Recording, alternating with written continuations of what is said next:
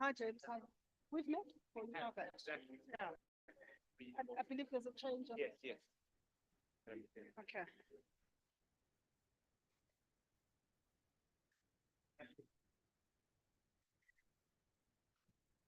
Good morning. Can we take our seats?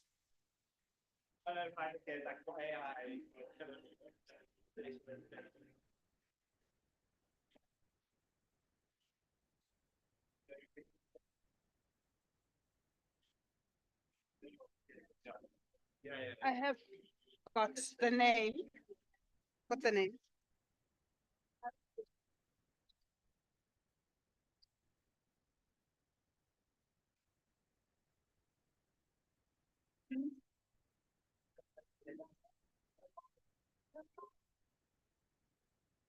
Good morning. Can we take our seats, please? I guess the people online are now connected.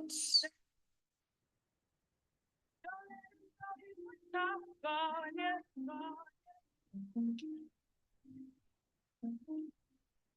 don't see the tech person, so I'll start anyway. Well, I do see the tech person.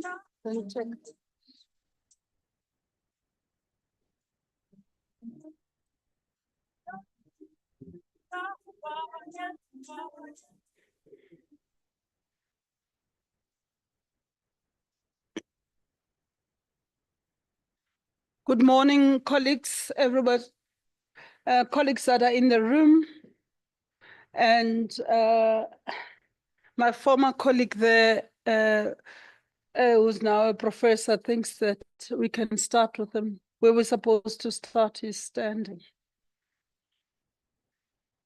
He can't even get it that I'm talking about him.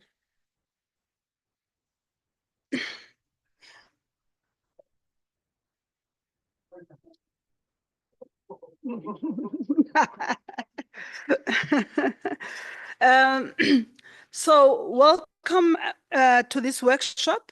My name is Pam Yako. I'm the, what is my thing? Moderator for the day, which means I'm the person that you blame if we finish on time, or you acknowledge maybe, but you blame if we don't, okay? It's also the person that you surrender to. So if I make changes on the programs that you have in front of you and adjust the times here and there, and as they say, use my discretion, you must know it comes with the position. And so you can either feel aggrieved or submit. There is a thing there with for concern. Just write that down, and I will look at it when and if. But on a more serious note, so I am the moderator for the day. And really, my job is just to keep the proceedings together and hold the day together and make sure that we achieve our objectives, which are basically, as we know, this is a water value chain workshop. And it's part of a series of work that the PCC and other departments or stakeholders, but I will come back to those. Just for interest, there's human settlements, but we're not dealing with that today. And there's also agriculture. But for purposes of today, it is the PCC, which I would like to acknowledge the commissioners and everyone else from the PCC who's present here today, as well as the Department of Water and Sanitation. I see again another ex-colleague, Ms. Deborah Shortley, who's the DDG for Water Resource Management, and everyone else from the department. And then everyone else who's in attendance, in the order of importance. If I miss out anybody who is very, very important, please, you know what to do. There's a piece of paper, you say, please, my name is Pam Yako. I am an important person. You did not acknowledge me. So I will then come back here and do the right thing. So you have a program which says we're going to be running from 9 o'clock to 2 o'clock. So it's quite a seriously, if you don't mind, think the people outside. So there's a lot to cover in a short space of time. So with the license that I've been given, is just to make sure that we cover the content that we set ourselves, or the task that we set ourselves for the day, and we finish it in the time that is allocated. And that would require at times that the facilitators for the various group or the speakers at various times that I say to them, time up, right? I do that in their interest and in our collective interest. No harm intended. So just to make sure that we finish at 2 o'clock and we can do other things, including implementation of the work that we need to do. So at a high level, we need to, when we leave here, have a sense of what already is being done. So some of the work that is being done, and different speakers would be covering that input. And then what needs to be in place to accelerate climate adaptation within the water value chain. And then lastly, agree on transformative climate resilient development pathway. And that will be where we will end at the end of the day.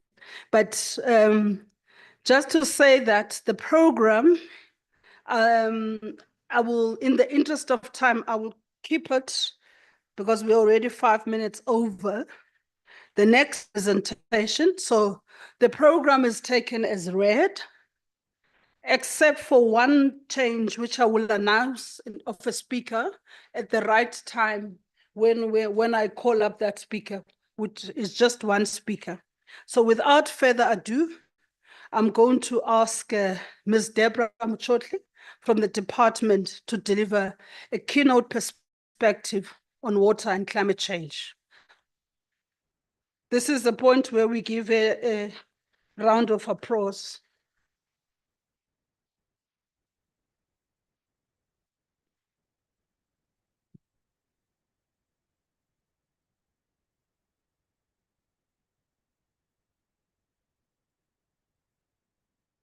Good morning.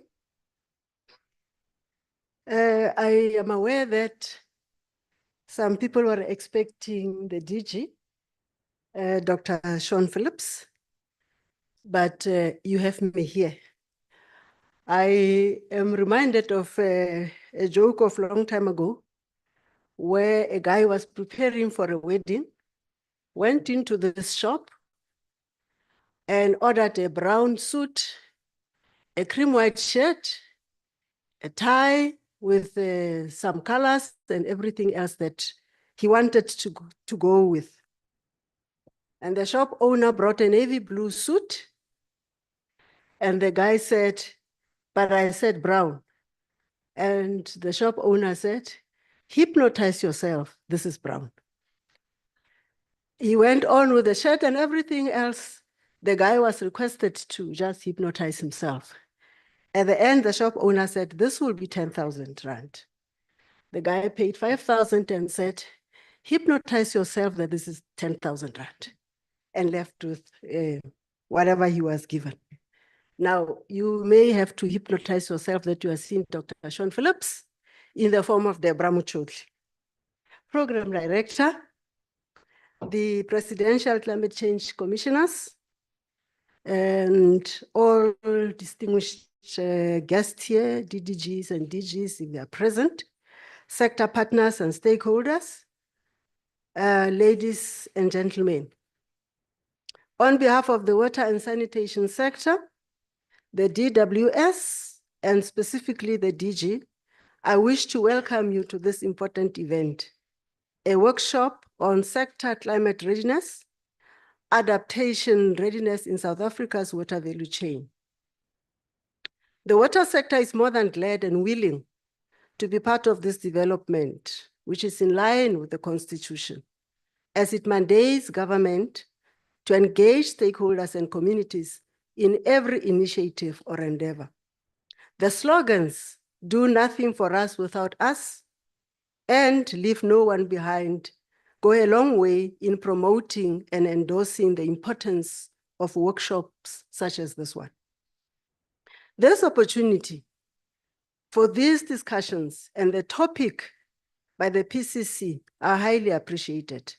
And I would like to give the perspective that for us, this is more than a study, but the road to implementation of the just transition to a low carbon economy.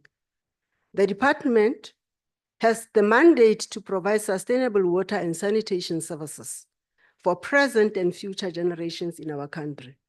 This is enshrined in the Constitution of the Republic of South Africa and is given effect to through the National Water Act, the Water Services Act, and other subsidiary legislative instruments. We are aware that a new act was passed on 23 July 2024, the Act of 2024 Climate Change Act, which is meant, and I quote, "to enable the development of an effective climate change response and a long-term just transition to a low carbon and climate resilient economy and society for South Africa in the context of sustainable development and to provide for matters connected therewith." One of the objectives of this act, cited in Section 2A, provides for a coordinated and integrated response to climate change and its impact in accordance with the principles of cooperative governance.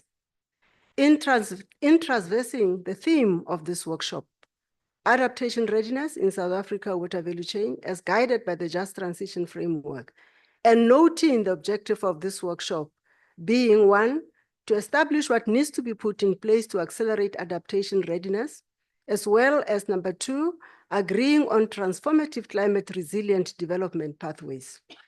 I'm glad that there's an acknowledgement of the climate change strategy of the department or for the water and sanitation sector as led by the department, and a link between our strategy and purpose of today's event is demonstrated. This highlights that today is about operationalizing the much needed coordinated response by linking science to action as reflected in the water sector climate change strategy, seeking indicators as to how this is to be implemented throughout the water value chain, and the much needed cooperative governance and intergovernmental and social partners. To show how practical we are with these matters, we included the various actions of the climate change program in the midterm strategic framework, the MTSF of the department. These are being positioned for adoption in other water sector players' business plans. This workshop is definitely poised to assist in raising awareness to this and to fast track this process. Time is now. The moment is opportune as the country is experiencing what could be classified as climate change disasters in the form of severe floods and prolonged drought as was experienced in Gqeberha in the Eastern Cape. We are thus making active strides to mainstream climate change in the water sector. In this regard, we are currently developing adaptation measures for two water management areas, which are Vaal Orange and the Limpopo Olifants. These adaptation measures that are being developed are based on the climate change risk and vulnerability assessments that were undertaken for these same water management areas in the previous annual performance plans, the APPs. We are also working with other sectors like agriculture, for instance, in improving water use efficiency as part of adaptation and building resilience. Similarly, the climate change adaptation measures must be mainstreamed into Water Services Authority's business plans. As part of the mainstreaming of climate change adaptation measures in 2024, capacity building on risk and vulnerability assessments were done by the Department for the Catchment Management Agencies, the CMAs, and the Water Services Authorities, as usually the municipalities, sector departments, and the non-governmental organizations. The department's obligations towards responding to climate change within the water sanitation sector are outlined in the Water and Sanitation Sector Policy on Climate Change, which is mandated by national policies and regional and international policy frameworks, of which South Africa is signatory to. Appreciating the challenges posed by climate change, as in many other parts of the world, South Africa is experiencing increased frequency and intensity of extreme weather events that have devastating effects on lives, livelihoods, infrastructure, and local economies.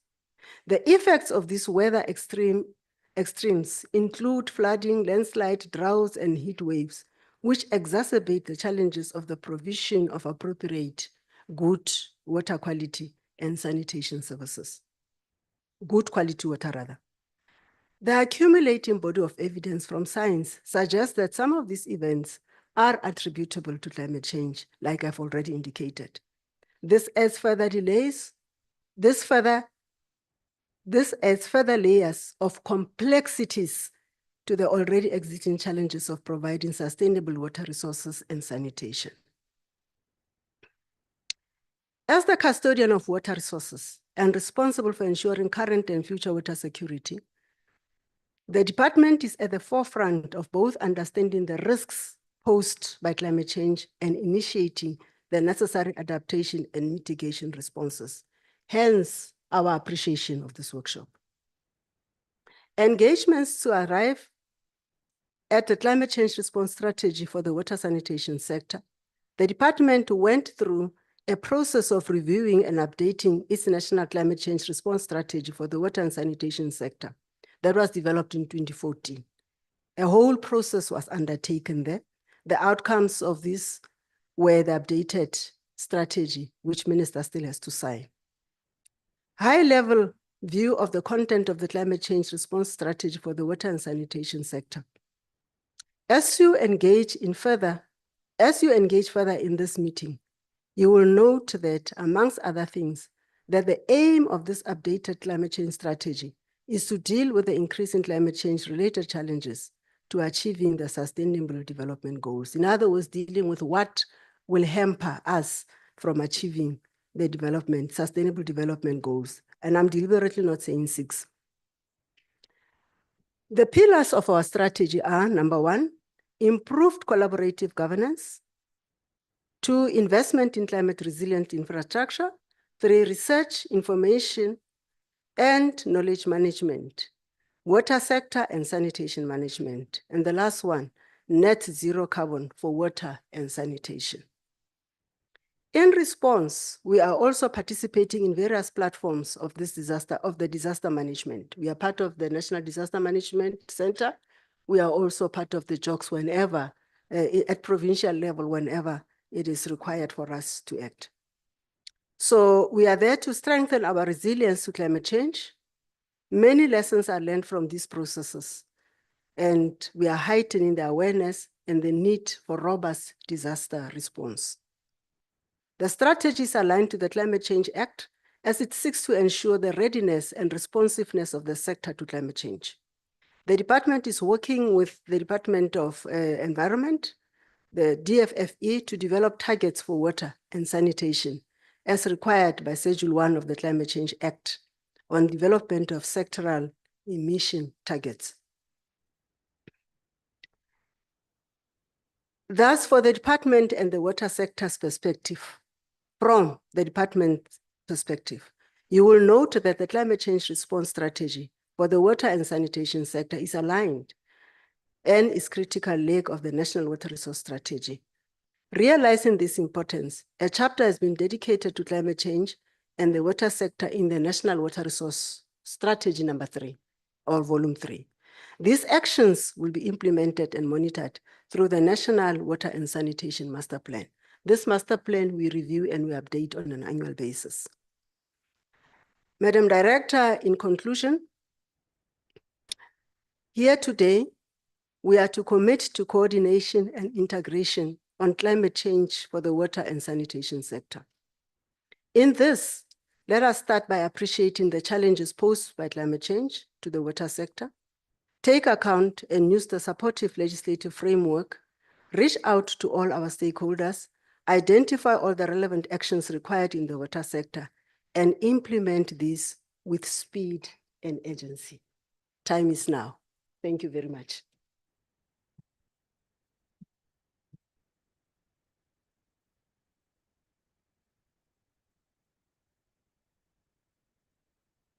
Thank you very much, DDG. You see, seeing that you did break the ice with it starting with a joke, so I now feel enabled and empowered to do the same. Initially, I was a little bit tense because I was still reading the audience. This is not a morning of jokes, but I'm reminded as you were talking about the suit and hypnotizing yourself. So I come from the Eastern Cape, those of you that don't know. So so this one speaker was addressing an audience in the Eastern Cape, and there was an interpreter. So they start by saying, this person is used to hearing people saying, ladies and gentlemen, right? So the speaker says, ladies, and then the interpreter says, ladies, and interprets to say, ladies and gentlemen. Manene nani manenekazi.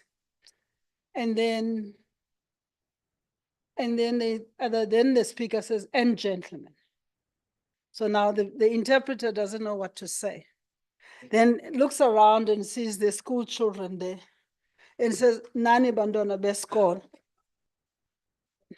So Nani bandona besikolo, I think the bandona besikolo in that corner there with Blessing Manali. I'm also acknowledging you as the bandona besikolo. Okay, just logistically later on, but we'll make when you are supposed to say something. There are mics around, but just to thank the DDG. The key takeaway from me is that the time is now. It's time to act.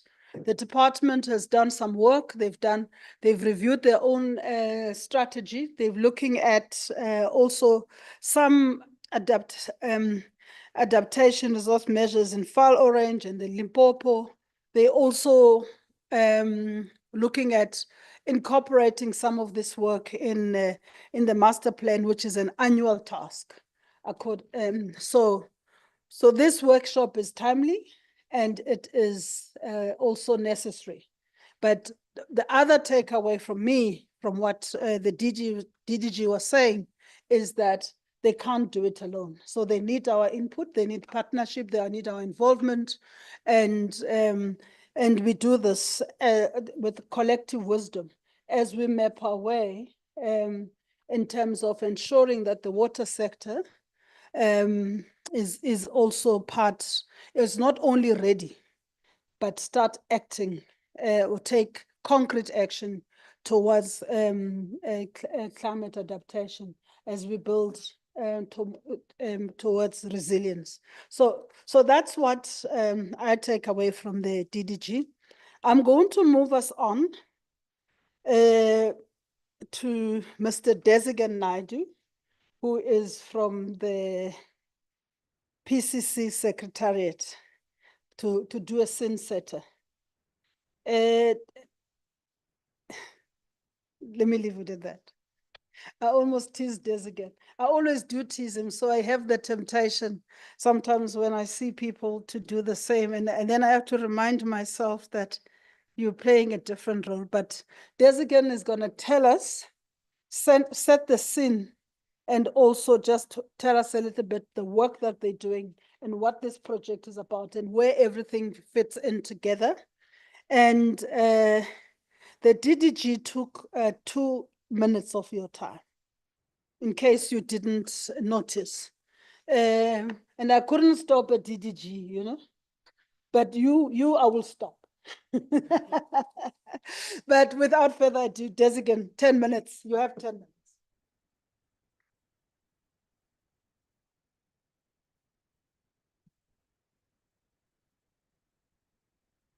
Thank you, Pam. Good morning, everyone. I'm just so glad I'm actually taller than at least some people in the room. This doesn't happen very often. It's good to see all of you here and a lot of old friends from the water sector in particular, and acknowledging that this is a discussion we've been having for a long time. It's become much more intense recently because the vagaries of climate change have become so stark that you cannot ignore it anymore. But for those who were toiling in the trenches back in Kader Asmal's days, this conversation had some intensity then as it is now, and we want to continue that momentum. I just want to emphasize a few issues because the PCC is in listening mode today. We've brought people with very high levels of experience and expertise, and you've already heard from Deborah on the department's view, and the department has been leading in this conversation in a way that I hope they're telling their other sister departments to also do, because we really need that. And organizing for us to get a genuine momentum around our move to climate resilience. So the couple of things that I want to emphasize is the following. One is that our business really is to empower the suite of legislation that we have as rapidly as possible. Deborah talked about the Climate Change Act, and yes, that's the principal new one on the table. But the work that we're doing, we want to use it to accelerate it around the net zero pathway, as well as the high adaptation index pathway, with the implementation, the further implementation and embedding of the Water Act and its amendments, and the Water Services Act and its amendments. And these are really, really big deals in the South African environment. And for the folk who were at World Water Week a couple of months ago now, recognizing that this is a global challenge as well. And Deputy Minister Mashlobo was quite explicit about that observation when he addressed that forum. The second thing that I want to engage us on is that what the PCC is, it's a social compact, or a compact of social partners. So it's seeking not only to bring a convergence around what we're doing, but also expanding the team that will do the implementation.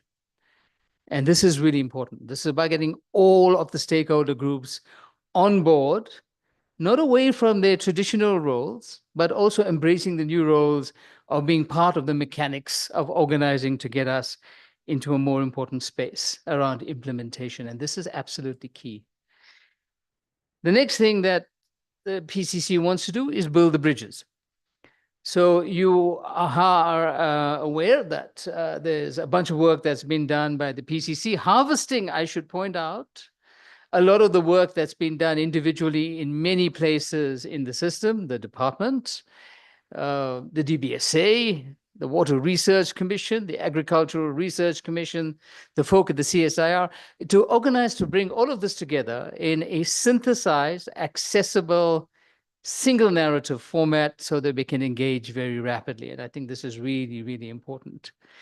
We've also had the benefit in all of these conversations to bring along with us in the design phases the people we usually engage after we've worked out what we want to do, and then we have to beg them to give us the resources to do it. Well, it's a little bit different now. We are co-creating with the likes of National Treasury. We are co-creating with potential private sector players and investors. We are co-creating with the users and beneficiaries of water and water services. And this is really key around how we can organize to accelerate going forward. And of course, we want to be catalytic in what we're doing. And I think that's absolutely critical.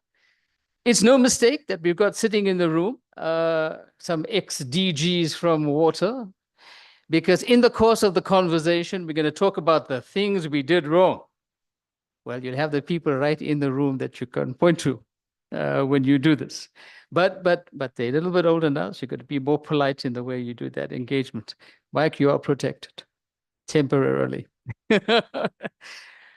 But we also wanted to bring the wealth of experience that we have around this, because we had a particular view on these matters 3 decades ago that has had to change in time with the nature of the dynamic of what we needed to get into.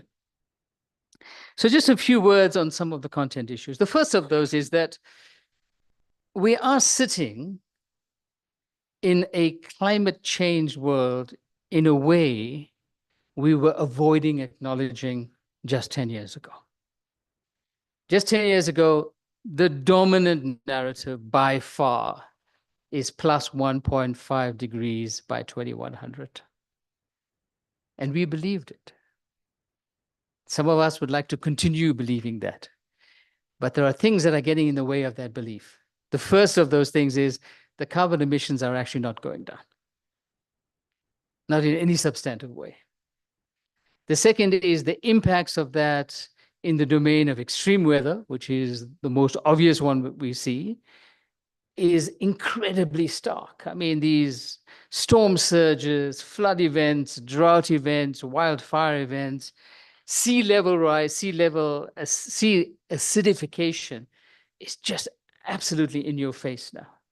We have barreling trains of cyclones in our part of the world, the same with hurricanes in the Gulf of Mexico and around the world. I mean, the reality is stark. And along with that, the issues around other impacts, economic impacts, impacts on the social tapestry are equally stark. We cannot avoid that. We're sitting in a space where the audited numbers for 2023 is that 2023 globally was plus 1.48 degrees over and above the pre-industrial levels already. There's a region in the world, the Caribbean, that exceeded that, was 1.64 degrees in those audited figures last year. You are living a heat wave daily where you are, and that's anywhere in this country. So the reality of the impact is there, and it's stark. But we also need to look at this thing in a different way. I mean, the thing that the PCC had put on the table, which now belongs to everybody, the Just Transition Framework, is saying that the manner in which you tackle the issue of climate change in a sector like water, as it is with all the other sectors, is to try and seek the opportunity to catalyze many of the other things we've been wanting to do forever. So converting this challenge into the opportunity for acceleration to a more equal world, a more equal country, to organizing to deal directly with the issues of unemployment, to organize to deal with the inequalities in our system are all very real. And climate inequality is something that we have to peg, and we have to peg strongly. It is as prevalent in the water sector as it is anywhere else. And we must organize in the water sector in particular, and this is really hard to do. I mean, one of the first conversations I had with Sean Phillips was immediately after the eThekwini floods. And a couple of folk in the room were also in that conversation. And talking about trying to avoid the two-step procedure. The procedure generally is first get over the emergency, and then let's see what we can do about making it better and more resilient. And we have to work really hard and find innovative ways of organizing for that to become a one-step process as opposed to a two-step process. I will stick to my time, and I see I have a minute and a bit left. So in the course of the discussion today, we're going to explore a wide variety of issues, all of which are germane to the paper that's going to come out. And that paper will be on its way to government to use as a tool to accelerate the progress inside the sector.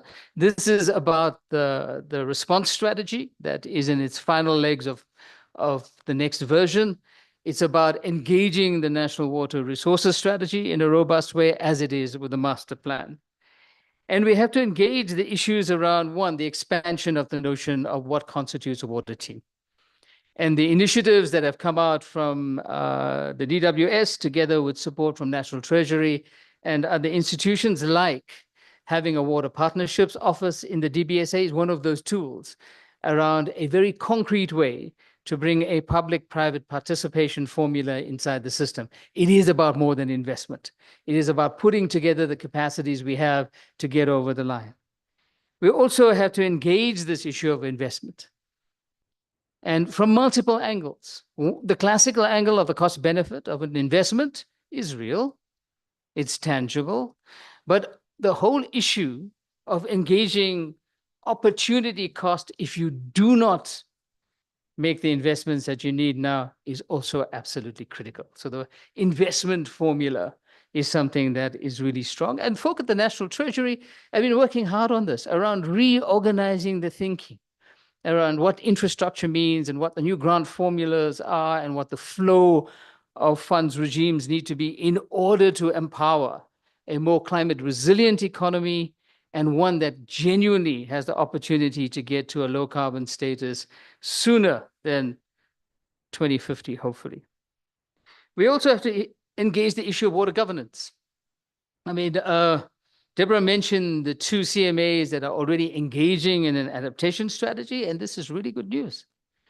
Because not only is it organizing for a region-by-region basis on which to engage this, not only is it embedding the concept of climate-resilient development pathways, it is organizing for the governance to organize itself concurrently around being empowered in that way, along the lines of the philosophy of the Water Act, of the subsidiarity, and that is really fantastic. And then lastly, and by no means least, is the issue of innovation and technology. We continue to try and solve the 21st century problems with 20th century technology and 19th century operating rules. We have to turn that on its head. So, colleagues, we are really looking forward to this discussion. There's a bunch of research work that's been done by our consulting team already. There are many other papers inside the system contributing to that, including the NPC, PCC, DWS, SA Tide paper that National Treasury has helped us to get together. And we want to use all of that to empower our national department and all of the water players throughout the spectrum to be able to get to where we want to be. And that is a climate resilient water sector that empowers the development of this country. Thank you, ma'am.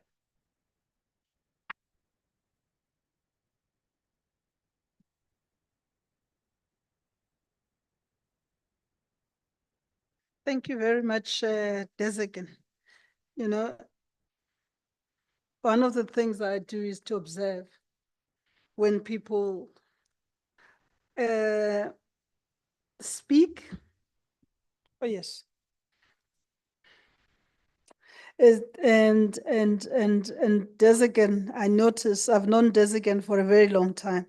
I couldn't help to notice that now he's got glasses. So when he's about to make a point, it didn't do that 20 years ago. So something has happened between there and now, which is a sign of that something is happening in his own development and evolution. Thanks, Desigan. And I think, so key takeaways, and for me, without repeating what he says, because I can never, even if I tried as eloquently put that through. So I think that, I mean, the key things for me is just already we're seeing the impact. And secondly, how do we then use that whilst turn the challenge into an opportunity to catalyze our own action, to make sure that we take action within the sector in a way that is just, because we know historically, apart from anything else, we still have challenges in terms of water provision and rollout in the country. So without further ado, thanks Desigan for that. And I think that sets the tone for our discussion for the day. I'm now going to move us to the only thing you need to focus on is the what, not the time. Okay, the time is, you've got a guide in front of you in terms of the program, but I'm holding the space. But what I do know, we're aiming for 2 o'clock. You know, if you're on an aircraft, they say, we're running a little bit late, but we will make it on time. So at that point, you worry, what is the pilot going to do on the way? Are they going to put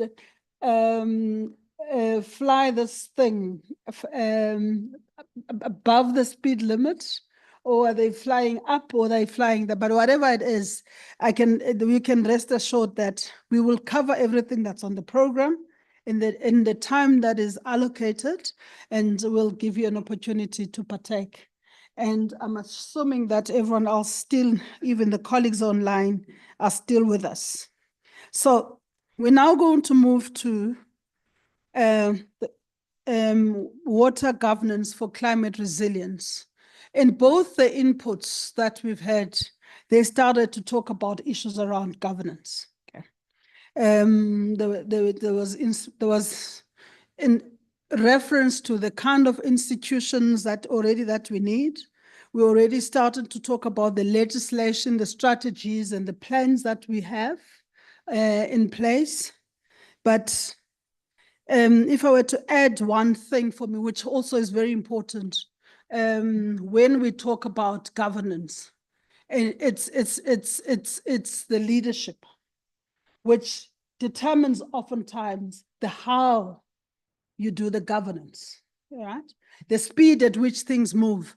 With the right leadership and the right orientation, we're able to then deal with issues of governance in the right way. And so without further ado, let me call Dr. Gabriel Likalakala to introduce the panel and run the panel. Do you want me to call up the other panelists? It's fine. You'll Good morning, everyone. Okay. Thank you. When I introduce the panelists, can you please come up on stage? I'll firstly start with Professor Mark Muller from the Water Strategic Partnerships Network.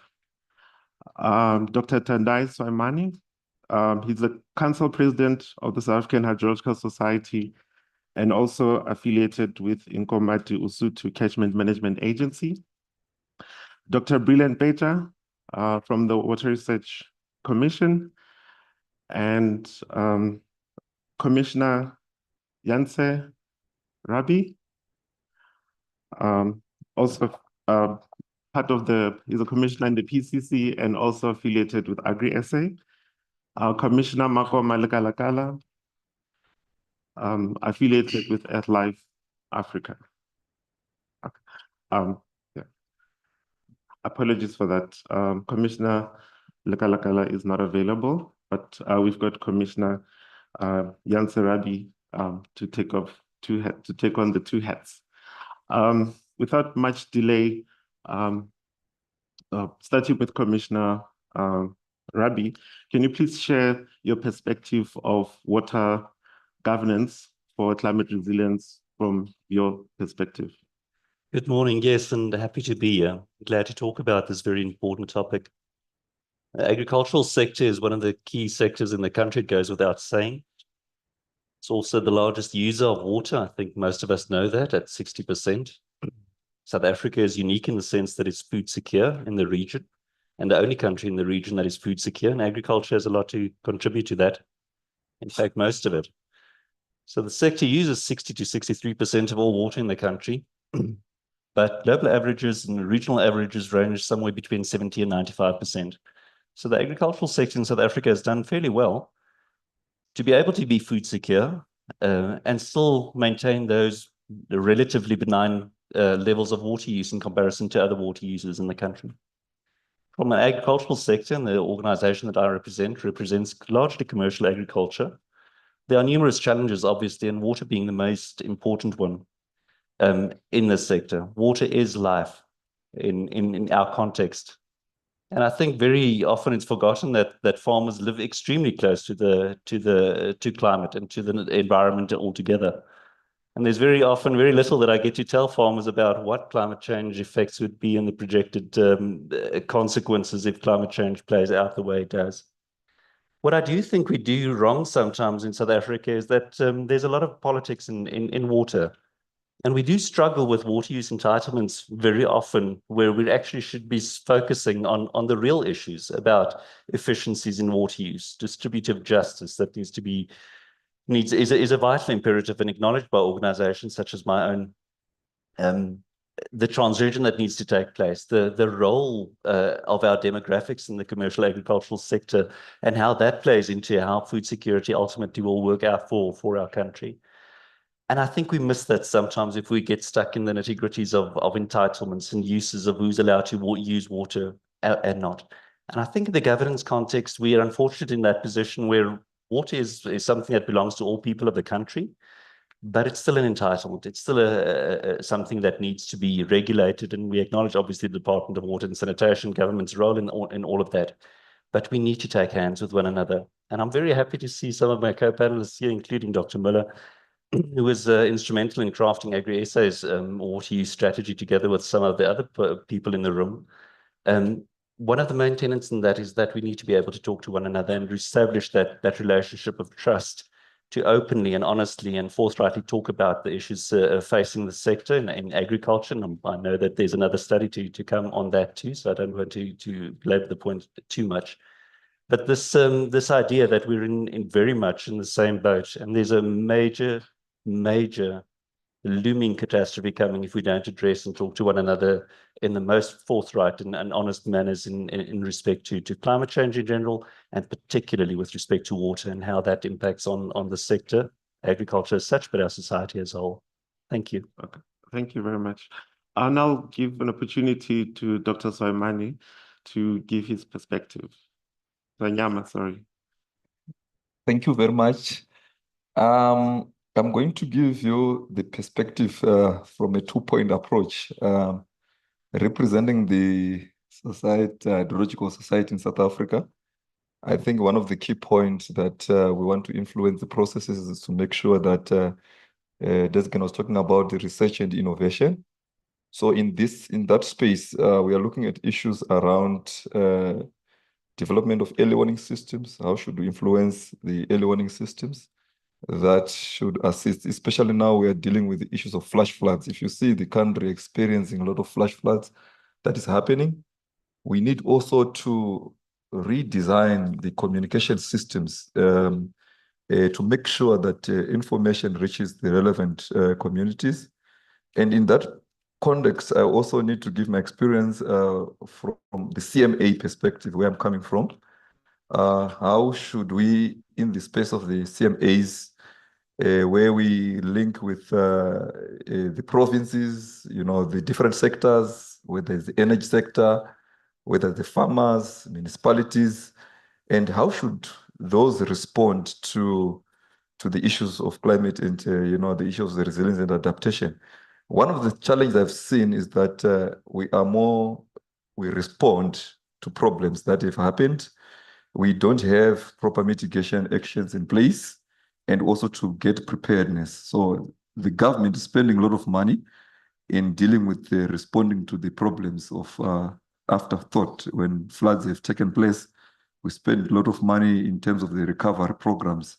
So I've realized that I think it's something that we need to look at to make sure that within the plans that are developed within the space where we are, let's integrate and downscale these plans. If we are developing policies at national level, how do we cascade in terms of the governance to make sure that the local municipalities, the provinces, even the subsistence farmers, how should we benefit from the local knowledge, indigenous knowledge that these people have, and how should we influence policies as part of the research that we do in the country? So I think for me, for the adaptation action to be in place, I think we need to relook at the whole value chain, right from the government, the public and private sector. How do we work together? As much as this funding, we spend a lot of money in terms of the responses, like I told you. I think we need to relook at the resilience? How should we make sure capacity building also lacking, raising awareness? We have seen people who continue to live in the flood-prone areas. And if you have to manage the politics vis-a-vis the benefits in terms of the risk of people settled in those particular areas, remember we've got traditional leaders. How do we make sure that the traditional authorities, they are aware of the risks of dealing with the issues of flooding in those particular areas and make sure people are not resettled in those particular areas? So it becomes a balance of all those things. So I think from my perspective, these are some of the issues that we really need to look at, especially from the local level. Yeah, thanks. Okay, thank you for that. I'll pass it on to Dr. Beja. Thank you. Thank you very much. In the past decade to 15 years, in terms of water governance, we have done very well coordinating it from the national front, particularly with leadership from environmental affairs, leading the fact that different sectors and subsectors should develop the adaptation strategy or climate change response strategy. But with the increase in extreme events that we have seen, it's more important now to give a bigger focus on the impact areas, particularly when you look at those areas where climate change is felt most. And the Climate Change Act already give guidance on that in terms of establishing provincial and municipal climate change fora. The importance of that, if you look from the municipal scale, community scale upwards, you empower them from the beginning without prescribing to them what we may think is fit to cater for their adaptation and resilience without giving them enough consideration. More so, and important is that they have been exposed to these extremes and have built among themselves ways of building resilience and adaptation. The fact is that if they are involved as partners from the beginning, there's a bigger opportunity to sustain whatever interventions that would be proposed for the societies to adapt better.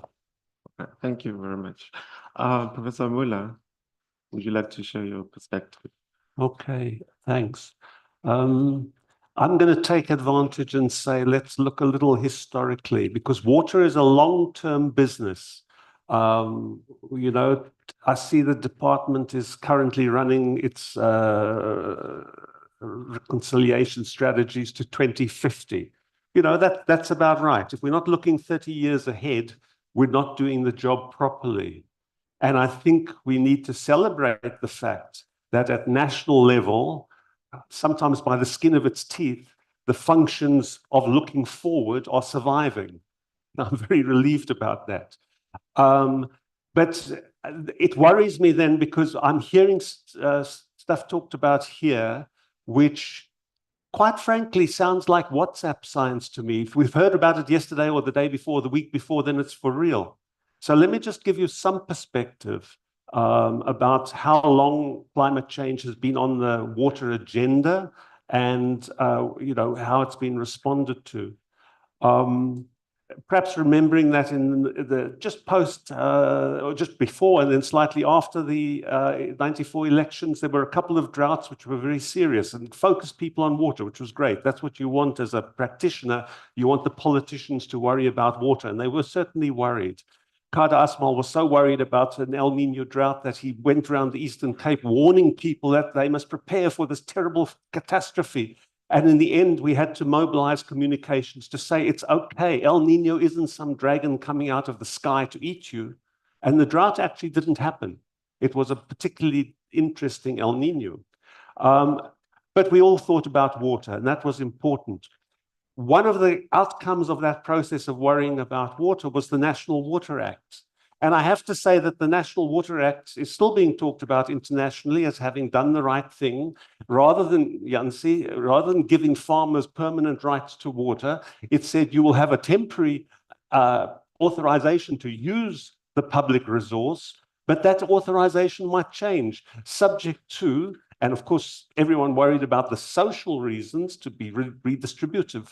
But actually, it also covered the environmental reasons. Should there be a change in climate, there would be a change in water allocation. And if you look at the trouble that's happening in a place like the USA, where allocations are permanent, and once you've got them, they're yours, and no one wants to give up any water, you think, hell, you know, we were clever. We avoided those mistakes, and we avoided them because we talked to people from the different countries, and quite a lot of them said, don't make the same mistakes we did. Learn from our mistakes and your own successes. Now, so the National Water Act already sets the framework for an adaptive response, and I'm talking at the water resource level, the big water that we need to think about 30 years ahead if we're going to be sure of it. And that is kind of in place. But we also have to remember that climate change is actually a very slow phenomenon. 25 years ago, we asked some people to come and tell us about the considerations of climate change for the Lesotho Highlands water projects.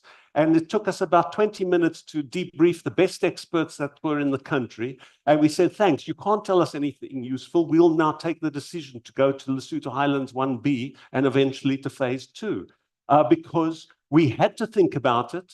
And quite frankly, the climate experts couldn't tell us anything about it. So it was being thought about and addressed very actively back in those times. But the variability is huge. And I'm worried that I'm still hearing people saying the eThekwini flood was a climate change flood. Nonsense, it was a normal big storm. That Nelson Mandela's Bay drought was an exceptional drought. Nonsense, it had been predicted 20 years before. And even Cape Town, I must look carefully at who's in the room, I'm still having the technical argument as whether the Cape Town drought was really as bad as they've finally been able to dredge out some stats to show it was, 1 in 350 or whatever it is. I think it's probably more like a 1 in 100 that you should plan for. So I'm worried that we talk about climate change as being the dominant problem when we should be worried about doing the right thing at the right time. And too much emphasis is being placed on climate change instead of placing the emphasis, you'll be pleased to hear, on hydrology and understanding the resource and trying to plan for the resource, because the variability in the resource is so great that the climate change is almost unnoticeable when you start looking at the long records. So I think we need to, as a governance issue, cut this nonsense of saying everything must now be driven by climate change. Rather, the climate experts, who I respect greatly, must help to inform us and guide what we do. But I'm very worried about the political level, because all the money, all the resources, all the political attention is going to climate. And that's damaging the better performance of the day-to-day water resource management. And since I've overshot my time, I'm sure we need to talk also about what local government does and doesn't do and how that is distorted. I mean, I see the amount of resource that's put into nonsense publications at local government level, and it worries me that we are diverting people from things like in eThekwini, doing stormwater drainage planning in the growing informal settlements around the city, which have been an obvious disaster waiting to happen.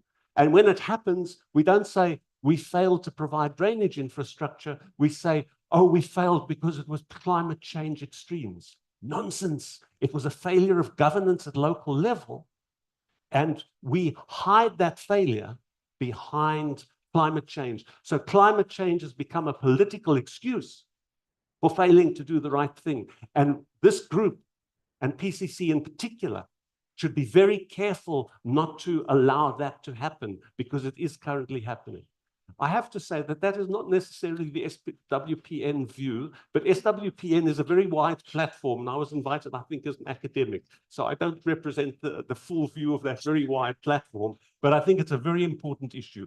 Climate change must be addressed. It's vitally important. but it must not be used as an excuse to run strategy and allocate resources, because it is diverting from attention from the real challenges, and it is wasting a huge amount of money globally and locally. Thank you, Prof, for that. I agree with you, because water is the medium through which we feel climate change, and it will determine what kind of responses we'll have towards climate change. You'll be happy to hear that a number of organizations at the upcoming COP will be having events around how do we water our NDCs. Before I open up the conversation to the floor, since I would like to offer the department an opportunity to give us a perspective from the transboundary water management areas, just to share a few thoughts with us, then we'll open up for discussion. Diane. Thanks, Chair. I hope I can just take your chair. Thanks, Chair, and thanks for the question. I'll just be brief on this aspect. Introduce myself. I'm Ken Jawajin. I'm at the Department of Water and Sanitation in the Transboundary, rather the Short Water Courses Directorate, so for Transboundary Management. The department, let me start with the department that also gets the Commission's how to operate and some of the challenges. So the department, in terms of international water cooperation, Chapter 10 of the National Water Act, allowed the minister to actually establish bodies and sign agreements on social cooperation. As a result of that, we are guided by the revised protocol on shared water courses. That was SADC 1, that was signed in 2001, as well as the 1997 Convention on non-use of non-operational uses of international water courses. So in that respect, we have commissions. Now, these commissions obviously are intergovernmental, at international level, intergovernmental organizations that actually meant to deliver cases themselves. They have a secretariat and a particular team that actually manage the water resources of the storage river systems, the local river systems. Now, they are supported by the partner countries financially. We make annual country contributions to sustain operations. However, the money was not enough to do that, so we normally also have to leverage resources to undertake projects such as water monitoring, issues around water quality, and address issues of climate change, which of course is a big issue when it comes to transboundary cooperation. At the Commission level as well, the high decision makers in terms of the Commission operations, there's the ministers, and there's something called the Ministers Forum. The ministers will meet once a year, so annually, to take decisions on important aspects such as finance, also time agreement. But they're supported by what we call commissioners, which are basically representatives. Now, the commissioners meet twice a year, and they also take some decisions regarding the water basin, but also recommend decisions taken by the minister. Now, underneath that, and I'm just being a bit technical, we have what they call task teams, the finance, legal, scientific, hydrology, and so on. Now, they basically advise the commissioners and the ministers on what should happen in the basins in order to manage the equitable sharing of water, but also maintain water quality, take ownership, as well as address issues of climate change. So that's how, in general, the transboundary cooperation works. The challenges that we currently have in the southern hemisphere, or rather, the countries in South Africa, it's normally the issues of water quality. It's normally issues of pollution by industrialization, by local communities. There's also issues around not having strengthened stakeholder engagements with people or considering the basins, but also understanding how water works, the water mix, and also people's behavior. So these are some of the challenges that the commissions are having, as well as issues with gender mainstreaming. We're already working on such issues to address them, but again, so there's a lot of finance to do that because it's not enough. And sometimes we find that some of the partner countries do not contribute as they should into the operations of commissions. So these are some of the challenges that we are having. But climate change, of course, is a major factor for us, as it affects a lot of things, including issues of water quality. But lastly, there is some work that's been done in terms of trying to increase beneficiation from the transboundary basins. So projects around aquaculture, trying to help the issues addressing energy security through hydroelectricity, as well as trying to strengthen food security. So the wet nexus is a big aspect for the transboundary basins in terms of, providing those water, food, energy security experts. So that's in brief how we are operating as a department. Likely for us, we do not have any conflicts with the partner states or member states, but there are countries in the continent that are already having conflicts with regards to water sharing due to governance issues, as well as water sharing issues. Thank you, Chair. Thank you. I just wanted to bring another dimension of that. This water governance is not just happening within our borders, but also across the region. So in that, I would like to open the floor for any questions, comments. And also we have participants online. We'll give them an opportunity to give their inputs. So if you have any comments, questions, or inputs, please feel free to share.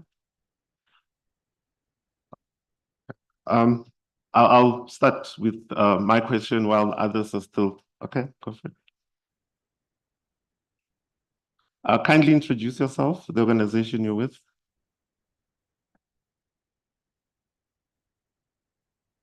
Hey, good morning, everyone. I am Angela Kapatu, and I'm a master's candidate from the University of Victoria. And my research focuses on the water agreements that govern the region. So I was really happy to hear that you speak, because I think you should be a participant in my college. But I would just like to make a comment on Professor Mega's comments on hydrology and how we should focus on hydrology. I don't think it should be either or. I do think all the stakeholders should be, I don't know what's the word, we should all be coordinating, because we can't focus on hydrology and then, ignore the political factors and the people that should be affected by this. But I have a question for the panelists on water governance in the region particularly. Because it's great to hear that South Africa has all these agreements and strategies and acts, and how much of these acts take into consideration that South Africa shares a number of rivers with other countries. And what I'm finding in my research is that these agreements do not take into consideration climate adaptation. So that's my question. Thank you.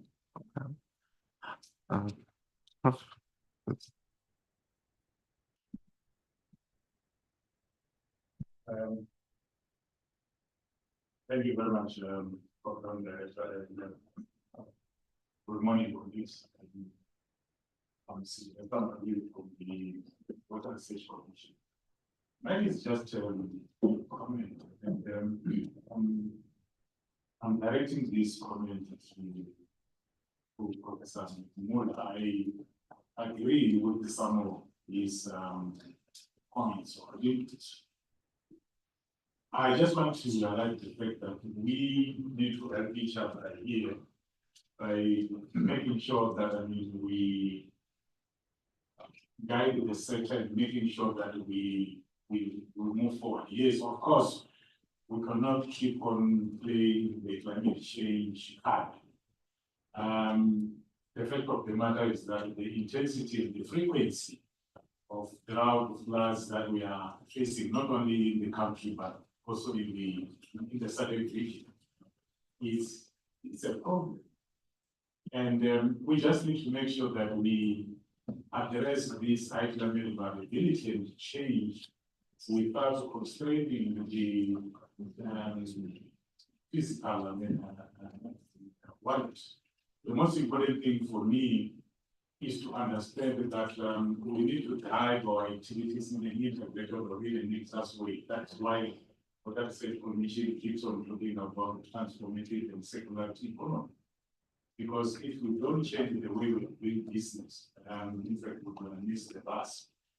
Over and above that, we've got the responsibility to make sure that we send out consistent messages across all climate sensitive sectors. And as experts, we just need to make sure that our arguments are based on data that we've generated, and also the information that we have gathered as knowledge generation organizations.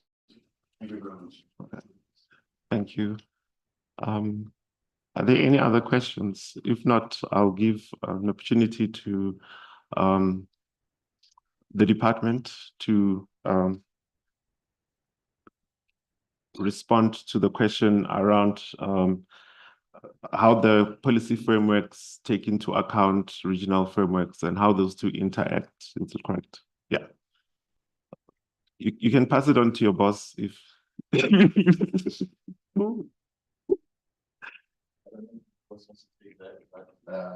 can try and connect the two. So yes, and thanks for the question.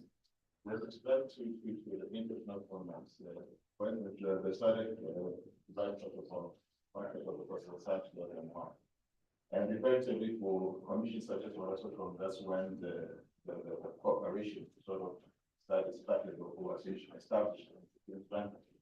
Now we have to align our national policies with international laws so that they do not find themselves in international water conflicts. So that is quite critical. So when we establish this processes as well as frameworks of governance, we have to look at what are the major contributing factors, what are they trying to achieve, and what we're trying to achieve, and align that to ours so that we feel benefit as a country, but do not compromise partner states. The same applies with the 1997 Convention on non-interruption of water process when it comes to water. So the same thing applies. You will find that, for instance, I'm not going to the country, but in Northern Africa, there are two countries that are fighting over the sharing of water, and that's because one believes that the other has not implemented or use the legal instruments properly, and they've not communicated, so the other countries taking more water than the other. That's why they did this, but it has resulted in a way for conflict. So I don't know it now, but that's what's happening in some of the tribal countries in Africa. So, but in general, most countries that are sharing water in terms of transport basis are not fighting. And there's actually been resulted in formation of peace between other countries. So the standard nations, if you obey the international laws, as well as still have your possibility as a country. Thanks, Chair. Okay, thank you. I'll take a second round of questions. Sorry, before we come to you, can we give an opportunity to Professor Muller to respond and any other panelists who would like to make a comment? Okay. So first, just to say, when I talk about hydrology being important, I'm not saying that politics isn't. I think in terms of the technical areas that we're looking at, because governance has to be informed by some sort of understanding of what is being governed, that the emphasis on climate change as opposed to climate variability is a severe distraction and is misleading the politics and the political debate very direly. So I want the hydrology to take center stage rather than the climate. Apart from anything, we're much better at predicting hydrology, even with this huge variability, than the climate people have been about predicting climate. And I'd love to talk to you later about, but that's outside, about some of the work you're doing on the agreements. I do think, though, the other question about frequency of droughts and floods, I really would be cautious about suggesting that we can say this already. You know, you see, this is what I talk about is discussion by newspaper and WhatsApp stories. So Cyclone Idai was a dramatic thing. It was an absolute disaster caused by climate change. I'm in the happy position of having published in Nature, which is one of the world's leading scientific magazines, in February 2019, a story which said, every few years a cyclone hits Beira. It does the following things. It cuts the railway line, it cuts the rails, and the city's electricity is interrupted for a couple of weeks. 2 weeks after that, Cyclone Idai hit Beira and indeed caused a fair amount of damage. The deaths were actually not caused anywhere in Beira, but we were told, and we continue to be told, that that was a terrible climate change disaster, when it was, I'm afraid to say, having lived in Beira, a normal tropical storm which came through and did the usual kind of damage. And you see, I do think that if we are going to internalize the newspaper version of the extremes and the cycles and what's actually happening, it tends to divert us from the real issues, which tend to be, are we managing today's variability properly? Have we got the worst extreme that we could currently expect, like in eThekwini? Have we got provision for that? And then the politicians throw up their hands and say, we can't do this because we haven't got the funds because this is a climate change disaster.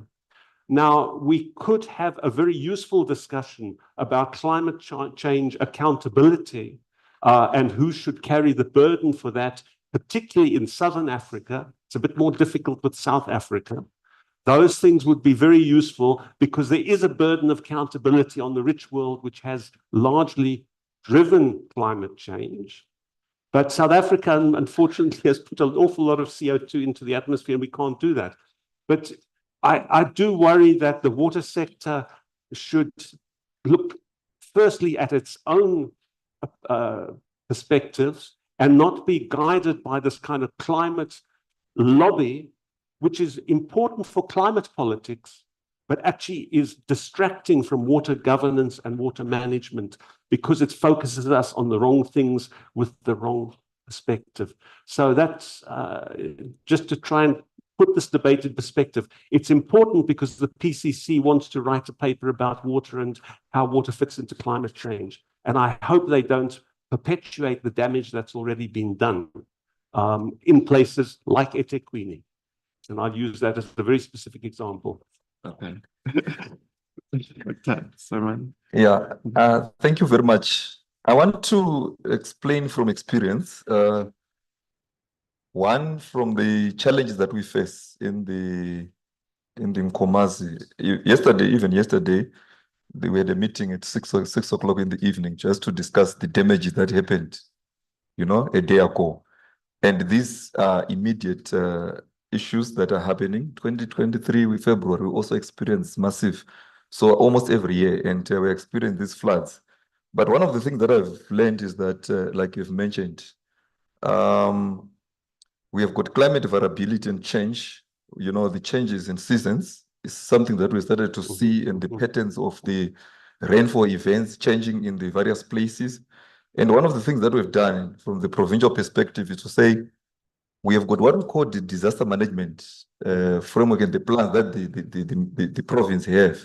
So one of the things to gear up is to say, then we must bring in the flood management strategy to be part of that plan to say what should municipalities do. One of the things that you give a very good example when you were assisting COCTA to develop the strategy was around the drainage systems to manage, because when we have got those short-term floods, flash floods, we tend to have a lot of damages that do happen. So there's quite experience that I've learned from that process. And also the question around international agreements. I am a technical advisor in one of the transboundary basin between Eswatini and Mozambique. And last week we had to convene a meeting because as much as you're having these floods, last 2 weeks ago, we had a scenario where Mozambique said that they are not getting enough water in terms of the agreements, minimum requirement that is needed. And I can tell you that scenario, it happened for 2 weeks. It was almost 2 weeks that we had to mitigate and say, what should we do? Because one of the things that we're supposed to do is task teams to meet and say, given a scenario that we don't have enough water in the system to meet our allocations within South Africa, we must come together, all the 3 countries. So they met yesterday, actually, to discuss that, to deliberate, to say, if we don't have enough water, instead of having about 2.6 as per agreement, you're talking about agreements. During those scenarios where we don't have enough water, can we agree to drop that? Because the phenomenon of hydrology, it changes depending on the circumstances. So we cannot say, I still want 2.6 because things, we don't have enough water in the system. So all we must accept the challenges upstream, downstream countries. So we have got those platforms where the different countries, they come together, deliberate those issues. So we have got those engagements, and these agreements allow us to make those engagements between the different countries so that we are able to, we don't have conflicts regarding those matters. And one of the things they always also raise issue between us and other countries is about our dams. Remember, sometimes our dams are not flood control dams. They are meant for allocations. So we argue between the countries to say, you have got too much water in your dams. When it rains, you are going to cause floods to us. And then as South Africa, we are saying, we need this water. In case of drought, we need to store water to make sure we have got allocations for 2-3 years. So we've got those serious engagements that we normally have between government and government. So these are the challenges that we face, and they are real challenges. And if you look at them, it's embedded. I think one of the things that I can advocate from my perspective, from planning perspective, is to say, when we do climate change, let it part of the scenario of our land use change, other different options that we bring together, and we bring in climate variability and change as part of the component. You'll be surprised with the results. Depending on the area where you are dealing with the issue, in another area, you might realize climate change impact is more, but in another area, if you go, it's minimal, but your land use impacts, they are huge. So I think from that perspective, I would like to share those experiences and say how we should deal with these issues moving forward. Okay, thank you. I'd like to give Desiree an opportunity to ask this question while his glasses are on. Thank you, Chair. I did promise that we were here to listen, but I think that Mike's put a challenge on the table, pretty critical for this discussion. One, the science has declared itself on a consensus. Climate change is real. We're not talking about time variables. We're really explicit about it. And this has been backed up by the assessment reports, and after assessment report have been particularly piercing around this issue. Two, we're not setting up a competition between climate investment and water research. Far from it. We are saying that climate, which is now accepted as a threat multiplier, is the reason why you need to have high investments in water. Because water is one of the first victims of climate change. So the driver is in a different algorithm. And they're not just positioned as solar. And I think it's a dangerous notion to promote. Because I don't know of any example where climate change is actually stealing resources away from water. Either directly or indirectly. So I think we really need to be explicit about it. The third thing is the issue of attribution. Attribution is difficult. That is one of the big debates currently in the loss and damage negotiations, and it's going to continue in Baku in a couple of weeks from now. But there are a couple of things that you can't ignore. One of those things that you can't ignore is that although each of those individual events in eThekwini has been described as a consequence of a cutoff low, you can't ignore the fact that the energy in the atmosphere is such that organizes for a different level of intensity. You cannot ignore the fact that the surface temperature has organized itself for Madagascar to no longer be a barrier for Indian Ocean cyclones. They come around and they go down into the channel, and we've had trains of them. You cannot ignore the fact that Freddie actually re-energized by going back into the ocean, as Storm Daniel did in the Mediterranean. I mean, it's a really important phenomenon. So I think that, we should evangelize. We should continuously test the assumption. But I think the overall algorithm has to be quite explicit. And that algorithm is that there is a phenomenon called climate change. Climate change is making it more difficult for water resource management to happen in a sustainable way. And we have to use that as the motivation to get the right kinds of investments in science to know better, investments in the different solution platforms to implement, and actually physical investments to make sure that we're able to deliver the services that we need. And I'm very happy to come back to respond to that. Thank you. Thank you. Before we get to that, are there any questions from online?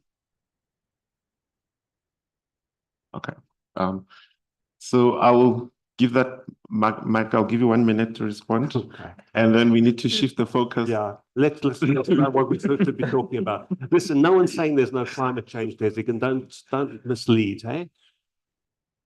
20 years or 25 years ago at UNESCO, with the heads of the global hydrological people, sat together and said, should we treat climate change as one of the top 20% of priority areas? And there was a huge fight because it was agreed that the change was sufficiently gradual and sufficiently small in relation to the big variability issues that we couldn't technically justify saying that climate change is a hydrological priority. I was like on the other side. I said, you can't stop. You've got to put it up in the top 20 because it's important politically to keep the focus there. If we don't talk about it, we're actually doing ourselves a damage. But there was a real question about which was important, variability or change. Now, I think that continues to be the case. The politicians have got that climate change is a factor. They've got that climate change is a huge resource allocation issue. But what we need to ensure is that the allocation of resources and the prioritization reflects the current needs to address the current challenges. And actually, 3 of the 4 sort of interventions you mentioned are actually climate specific. This is where we're going to put the funds. This is where we're going to do the research. And you know what? It's a misallocation of resources in relation to people who don't have drinking water, people who don't have reliable irrigation water, the conflict between Eswatini and Mozambique and South Africa. It is not being helped by that allocation of resources. And this group, thank you, if it's going to advise the PCC, needs to think quite carefully about those things so that you don't compound the problem.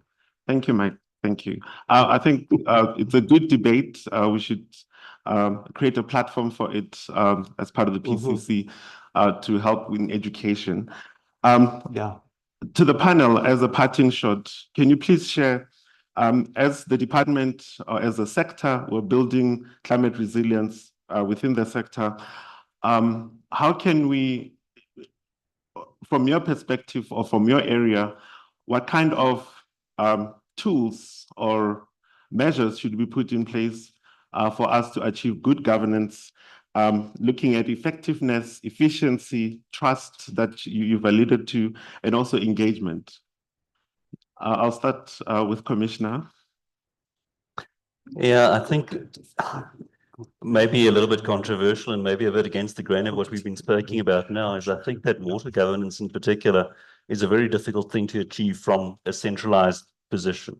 It's very difficult to govern water, and especially the variabilities and the change from a national point of view. And I think the one thing that adds enormous value for water governance in the agricultural sector is to localize it to the extent possible, and the mechanisms are in place. Catchment management agencies and water users associations, those are where the real crux of water management takes place, given the complexities, given the changes, given the real threats to our sector. Okay. As we run out of time, I'll ask Dr. Peja and apologize to the rest of the panelists. We ran out of time to give his perspective. It's also important to address the issue of inequities, especially when coming to access to water. Some historical inequities, when you bring down governance at the local level, you won't gain much traction and trust if you don't address those outstanding issues, especially affected by, you would find that in a certain catchment, there is a considerable amount of water which can address the issues of that particular catchment, but only to find that it's restricted to a few legally in a licensed way. So that affects the sparking of local economic development and expansion in those areas. So if we are able to address that, then those excluded will give you attention when you bring issues of governance, because they'll share the responsibility to building a resilient water sector. Okay. Thank you for that. And thank you to everyone. In closing of this session, I'd like to just give a comment to say, if we have good governance, this will greatly contribute towards the design of the and implementation of the policies that the department have developed, and also bringing in the issue of bringing everybody on board with shared responsibilities across all levels of government. The Climate Change Act actually promotes, and also the work of the PCC, the working together from an access perspective, because the issue of climate change cannot be solved just at one lens. It needs to be looked at from an access approach, and also bringing in stakeholders from neighboring countries, as our colleagues from the department mentioned, that they're working with transboundary, and examples were given on some of the impacts of what we do in the country and how it affects the other shared boundaries, countries that we share water borders with. I would like to invite everyone, sorry, for tea and coffee, and apologies for taking up your tea time. I would like to request that we convene back here at 10:50, 10 minutes towards 11 o'clock. If everyone could be seated, you can bring in your tea and coffee and snacks and have them. Thank you.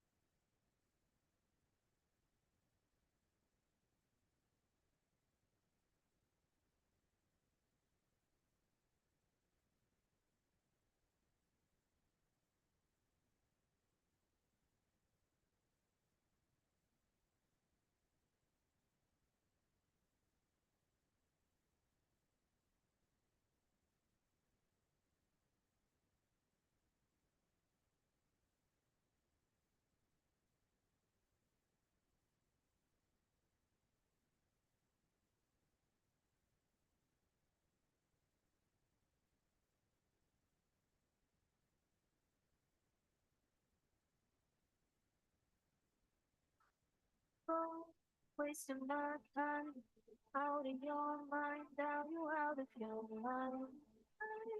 I'm thinking you might. I wanna take you gone. No night, your darling, wait, as good as dark. You might sing a sad song, but you're a wolf. I don't bite. I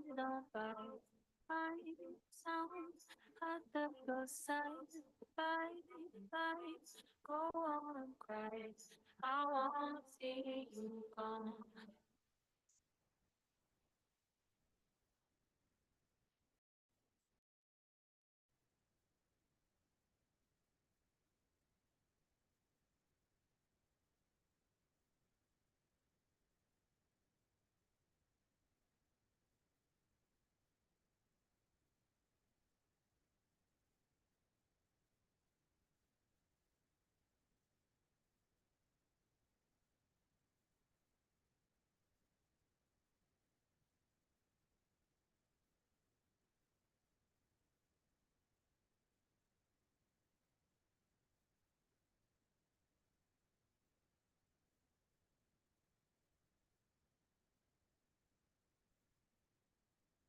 Now night, your darling, now that we've had our fun.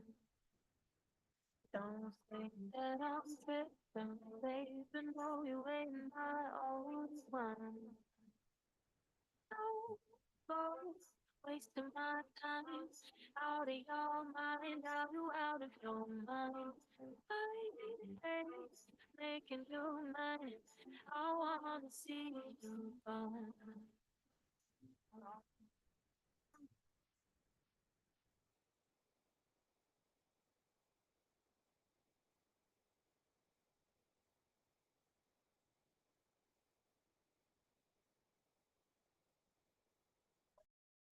Not like the darling, if you can't give me more.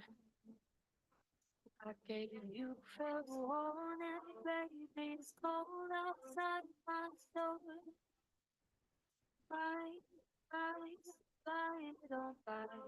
Find some on the close side, right, right. Oh, I wanna cry. I wanna see you gone.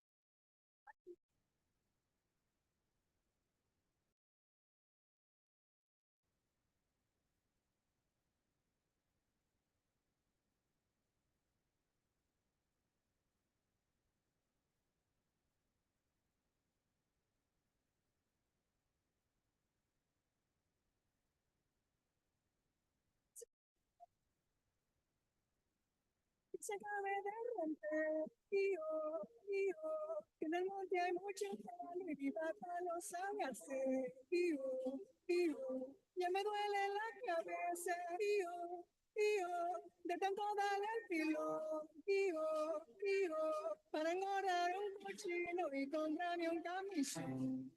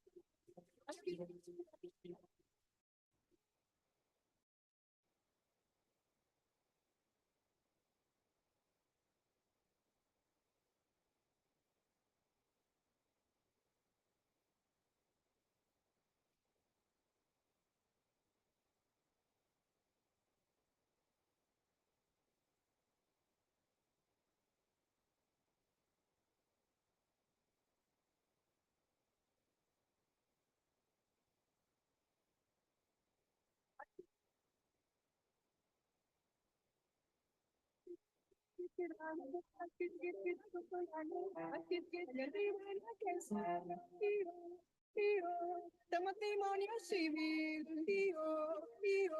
se casó la bebé burro con el tejo ese violín, y la soqueta se cree,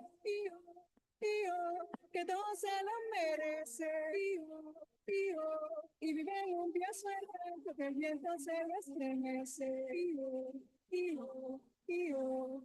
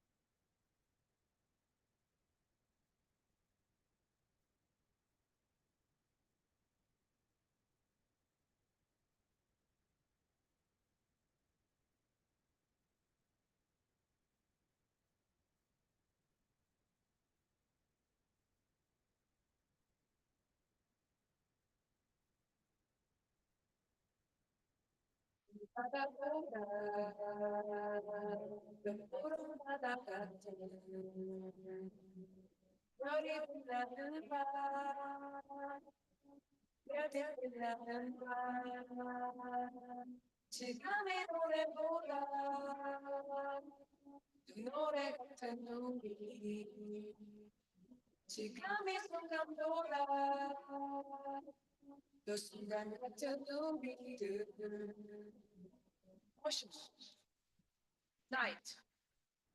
Start. Song. Moment. Motion. Starlight. Moment. Now. Us.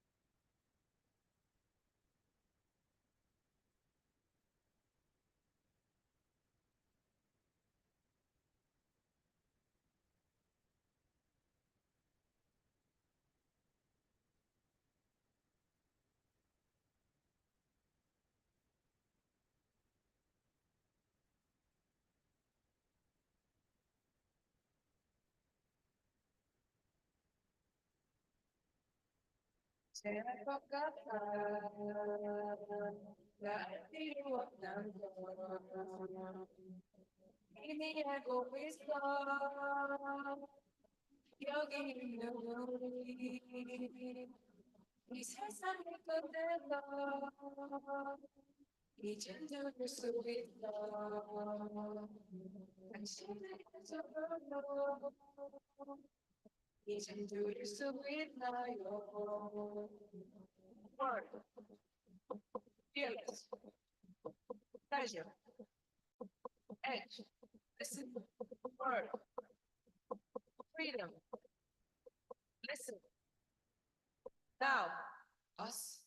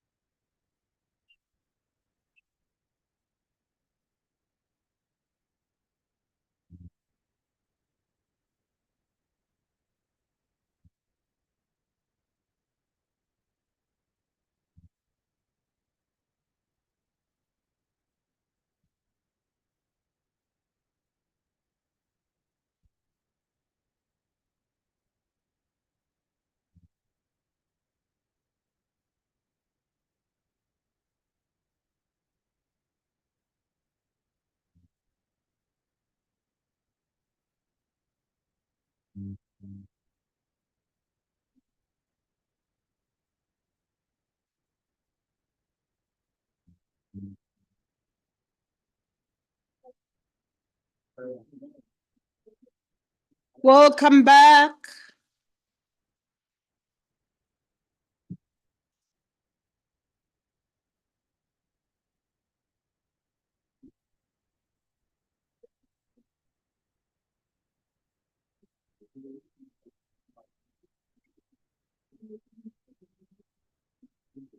So as we get to this part of the program, I just want to check my speakers, whether their presentation has been loaded. The DWS climate change strategy presentation.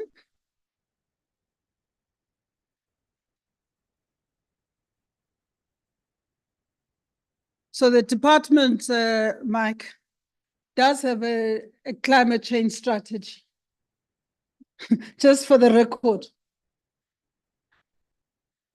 Not a climate variability strategy, a climate change strategy, which is going to be presented.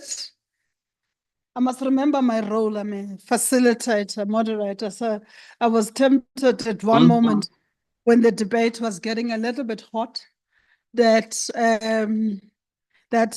remember your role.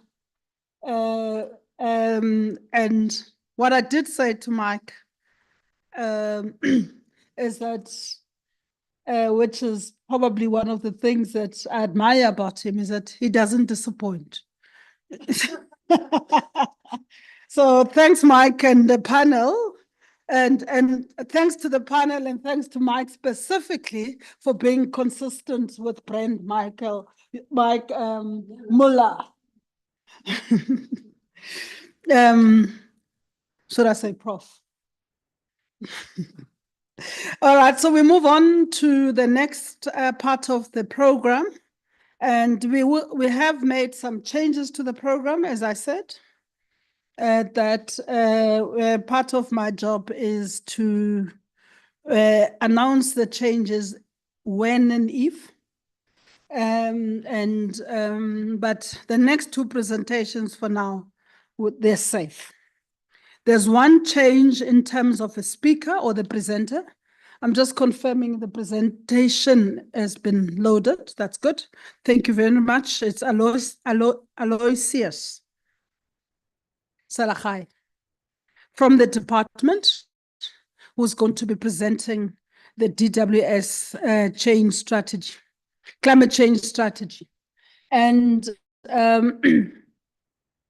if I were to appeal to people, and I'm going to be sitting and looking, that you keep a note of what your questions are. But if I see that there's enough of excitement or interest, I will allow one or two burning questions. But other than that, the next presentation by Belinda and Ruth Bierkman from One World will then follow straight after your presentation. And I couldn't resist to notice that, and my disclaimer to this is that I'm just a facilitator, program director, moderator, that what happened to the woman in the previous panel? I just couldn't resist. I noticed these things. And I think unless we are intentional about these things, and ask the questions and ensure that the panel, there's a diversity, especially with the issues that we're dealing with, and the involvement of the gender side of climate change, including women specifically, their participation and lack thereof. It's becoming one of the issues globally. One of the movements, for example, that is out there is She Changes Climate, and we know the impact that women also constitute. Most of them are vulnerable groups, and are also in many households responsible for ensuring that we fetch water. So if we're going to talk about some of these things, let's just be deliberate and be intentional, and make sure that but the next presentation is only women.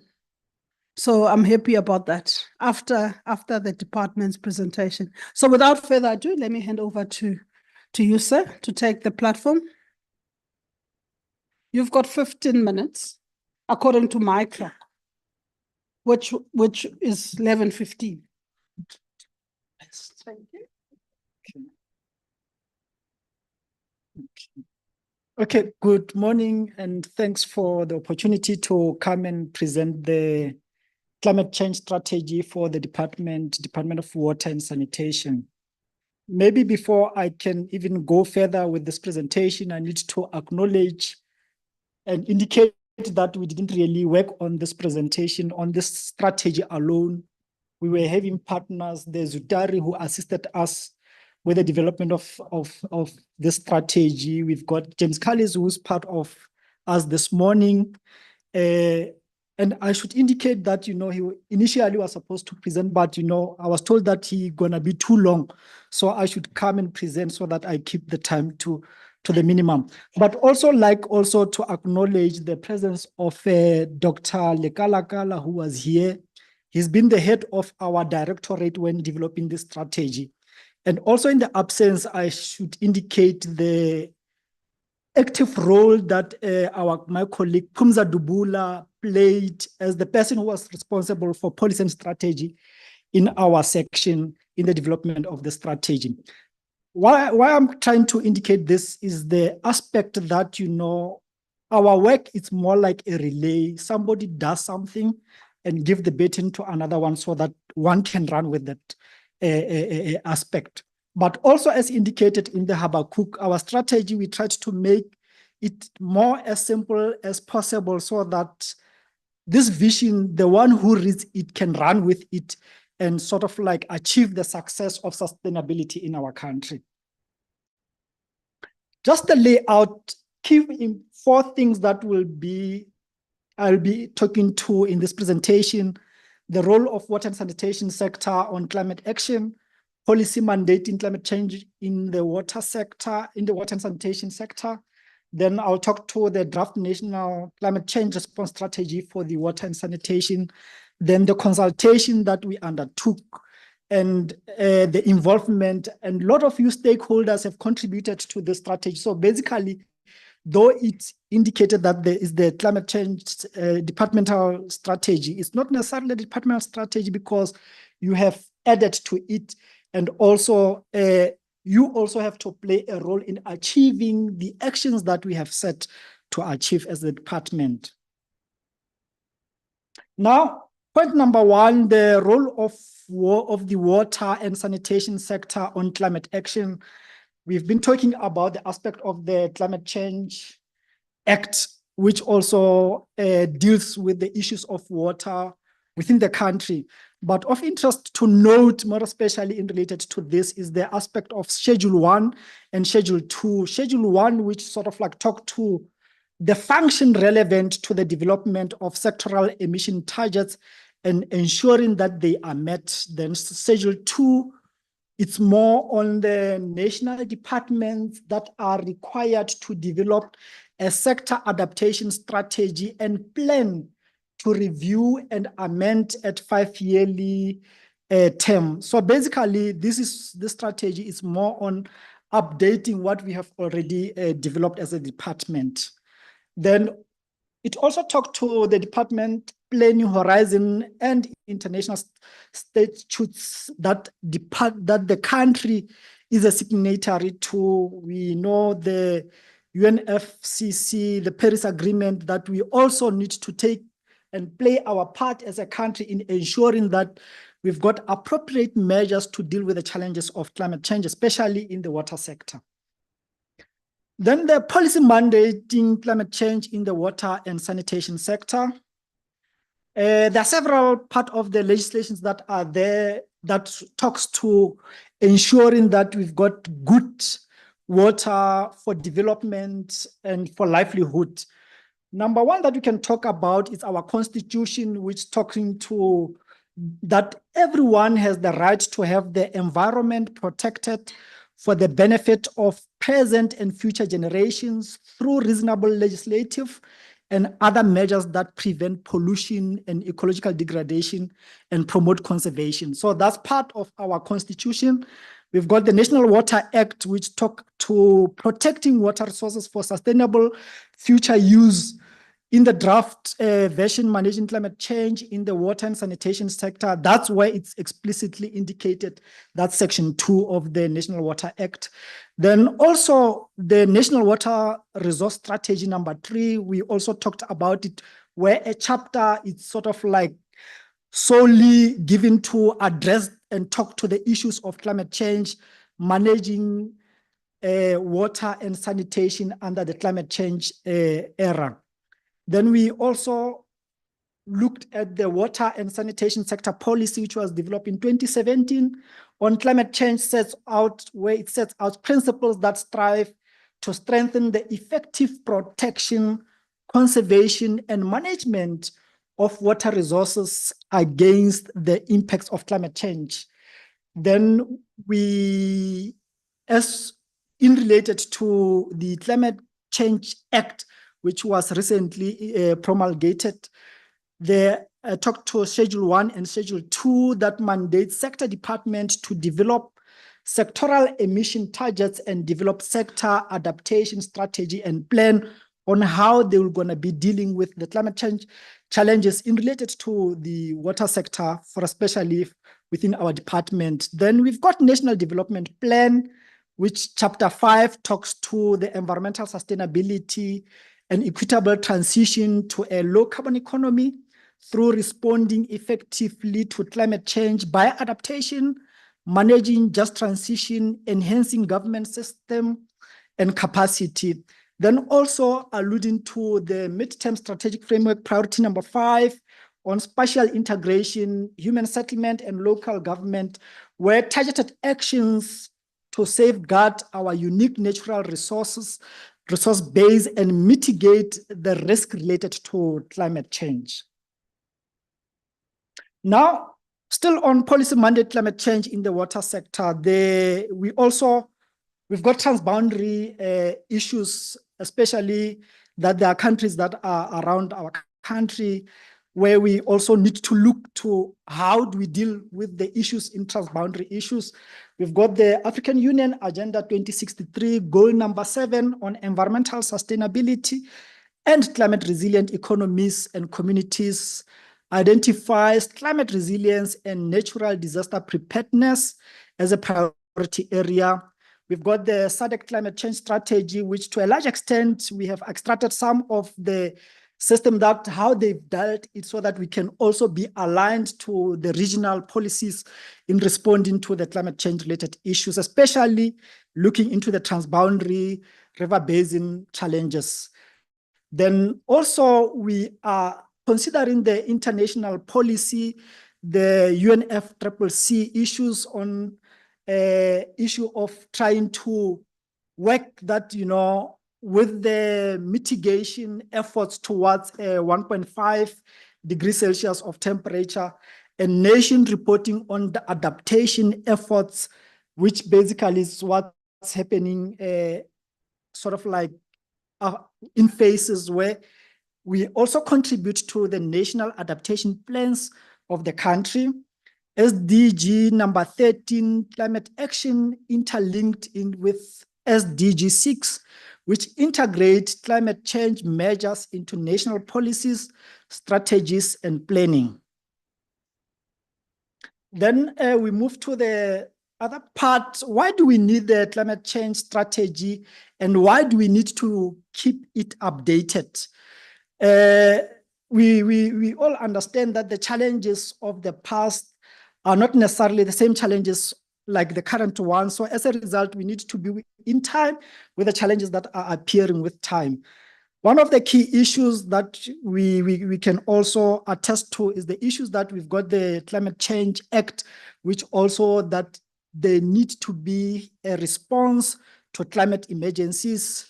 And some of the reasons that we also need to look into updating the climate change strategy is to monitor and to evaluate the results of the previous strategy in related to what we want to achieve as the government and as a department. Also of interest is that technology advances, and we need also to take that into recognition and also plan with the available relevant technology and innovation. The science also is sort of like coming up with new options that need to be considered and applied in the development of the strategy. Also, there are changes that we need to deal with, especially when considering the international commitments and obligations. When we are updating the strategy, we started by looking at the status quo of the water situation in our country, which was the base where we started from there, understanding what are the issues. And of importance to know, there has been some issues that were not considered in the previous strategy that were considered in the current strategy. And those issues need to be updated. And as you can see from the slides, I would like to indicate some of the issues that were not in the previous strategy that are currently in the strategy is the issue of climate change impacts on sanitation. And this has been dealt in depth to understand what are those challenges, especially in sanitation. Maybe to give, to indicate that in the past, when we were developing the initial strategy, the sanitation was with human settlement. And then now it's with the Department of Water and Sanitation. So those are some of the developments that need to be catered for. The issue of climate change and groundwater has also been dealt in depth. Aquatic ecosystem and climate proofing critical infrastructure. We've observed that in most cases when we've got floods, most of our water resources are affected. We've got the pipelines which sort of like burst and causing the challenges. So we thought of how we can improve such kind of related infrastructure. But also very interesting is the aspect of integrated water resource management, which is very key, especially considering the situation in our country. We've got a complicated system of conveying water from one area to the other. And that's one thing that is very important, because if you can remember, When there were droughts in the Eastern Cape, there was a way, the system that is there so that we can get water from one system to the area where the water is there. So basically, we've got some of the aspect and the issues, the framework that we are working on that needs to be improved, maintained, and operated in a way that it gives maximum benefits to us as a country. The updated National Resource Strategy. Also, maybe just to indicate in the previous strategy, what were the issues and in related to currently what the strategy is talking about. The previous strategy was more on having 4 pillars, which some of those pillars are also in the new strategy, but there's been a pillar which is added. The key one is the issue of water governance. I think in the morning when we were talking, we talked about the issue of water governance. If water governance is not well developed, there's a challenge and there's going to be continuous challenge. Infrastructure development, operation and maintenance. And I think that's one part of what Prof. Muller was talking to, issues of that maybe to some extent we tend to leave our system that they get so bad. And when we have to come to deal with the issues that are there at the time, we cannot deal with them in the right manner. Water management and implementation. I wouldn't really dwell on the points that are indicated there because we'll also talk to them as we continue with the presentation. That's the old strategy that was developed, but the current strategy, there are some issues that we also need to understand. In the previous strategy, there were 9 hydroclimatic zones that were there.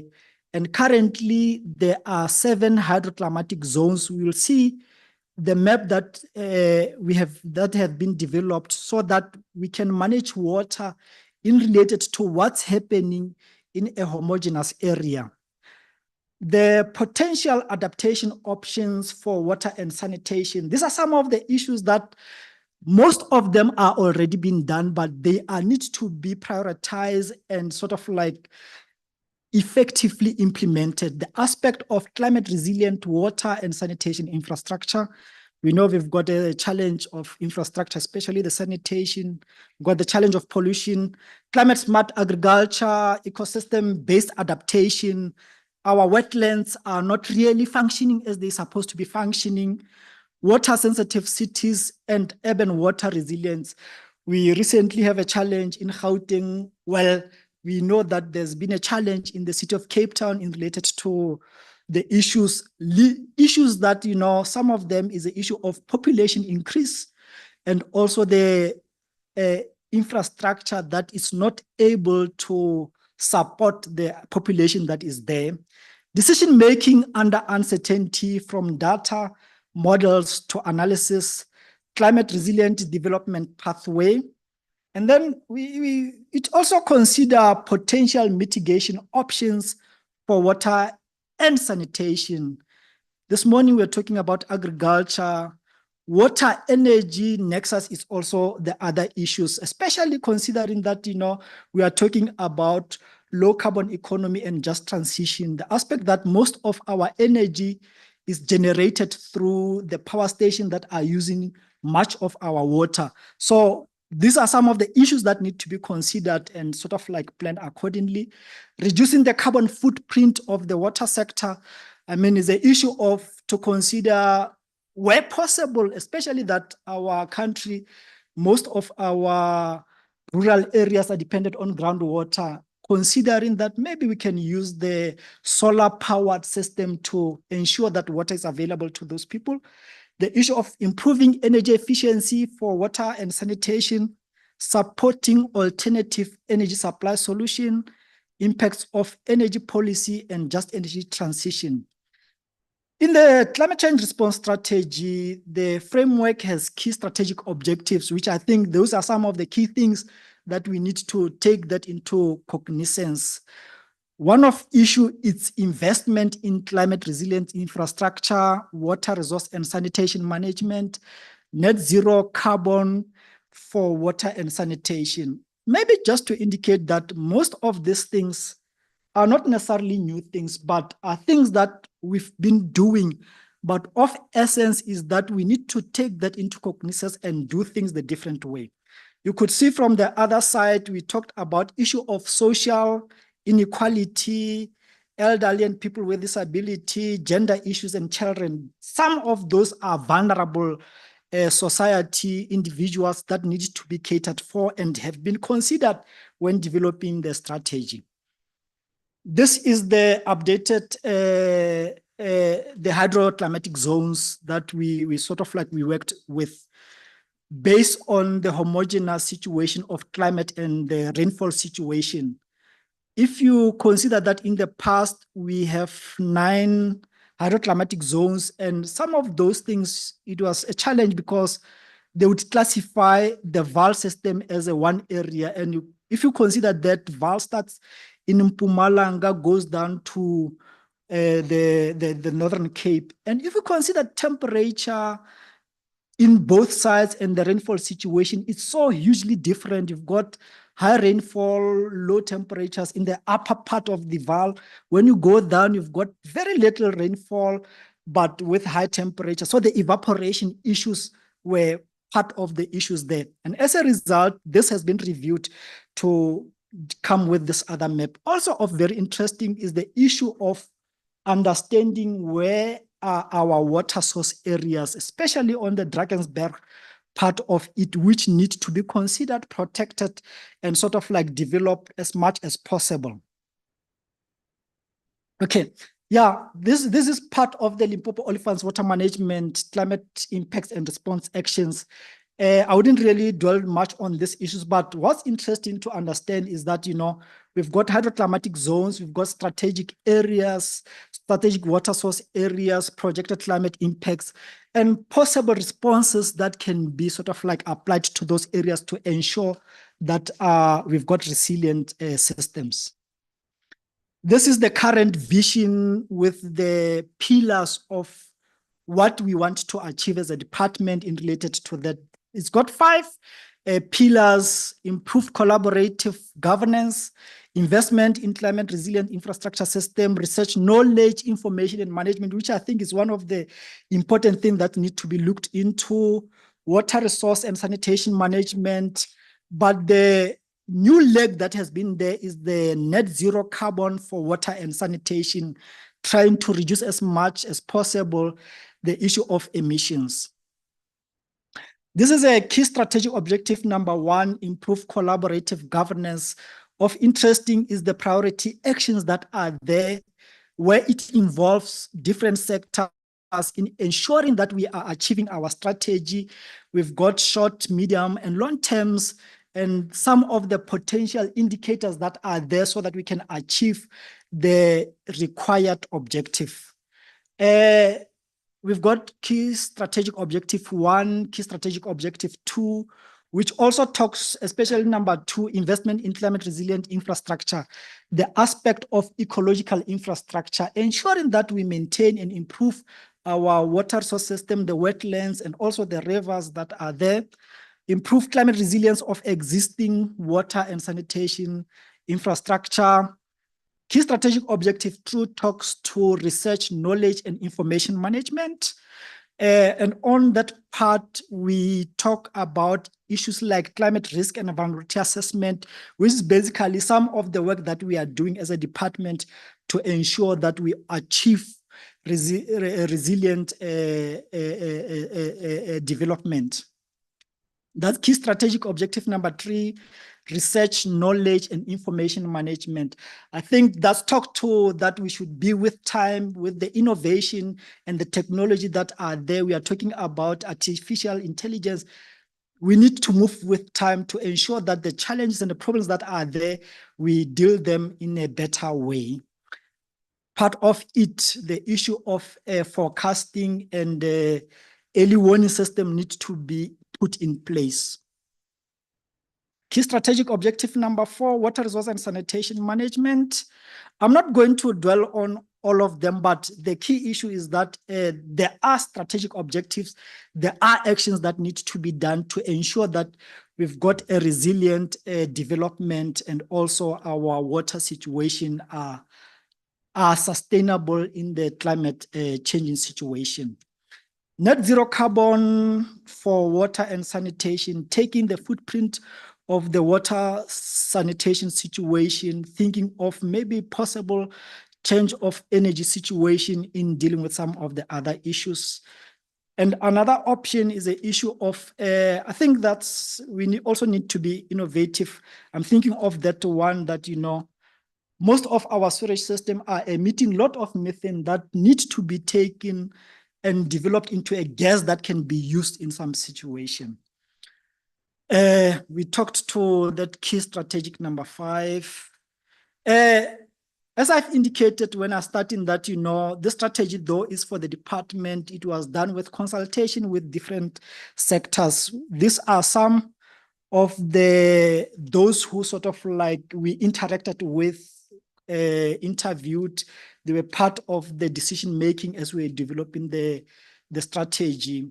The Presidential Climate Commission have been part of that. National Business Initiative, private sectors, tertiary institutions and research institute were also part, civil organization, sector departments, provincial government, River Commission, international development agencies. So basically, we have sort of like interacted with a lot of individuals in developing that. Some of you have been part of the process, and we are really thankful for your participation in that.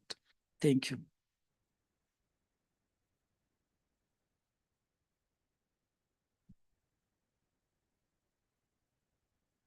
Thank you very much. I'm not going to say anything about time, but it was a useful frame, but we'll make it up later. Remember the pilots will get to the destination at the right time. Is there any burning question that anyone has?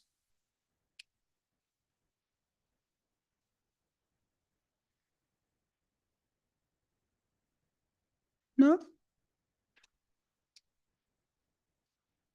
One? Yes. Yes, there's a mark there now.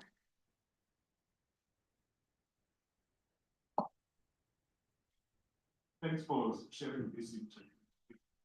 I'm happy about the fact that you are connecting your strategy with the current SDG goals, the 17 SDG goals that have been proposed by United Nations. The reason why I'm highlighting this is based on the fact that we don't want to fall into the same mistake that we did during the Millennium Development Goals, wherein, the water sector or water issues were sort of just centralized and not taking cognizance of the role played by other key strategic sectors.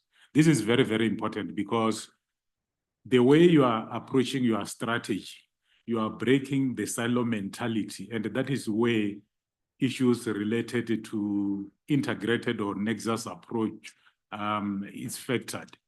I think you will be able to crack it, and well done. This is good news because for us, especially from the knowledge generation organization side, we want to change the way we are doing business. And we cannot continue with the business as usual approach because it's not beneficial and it creates a lot of problems.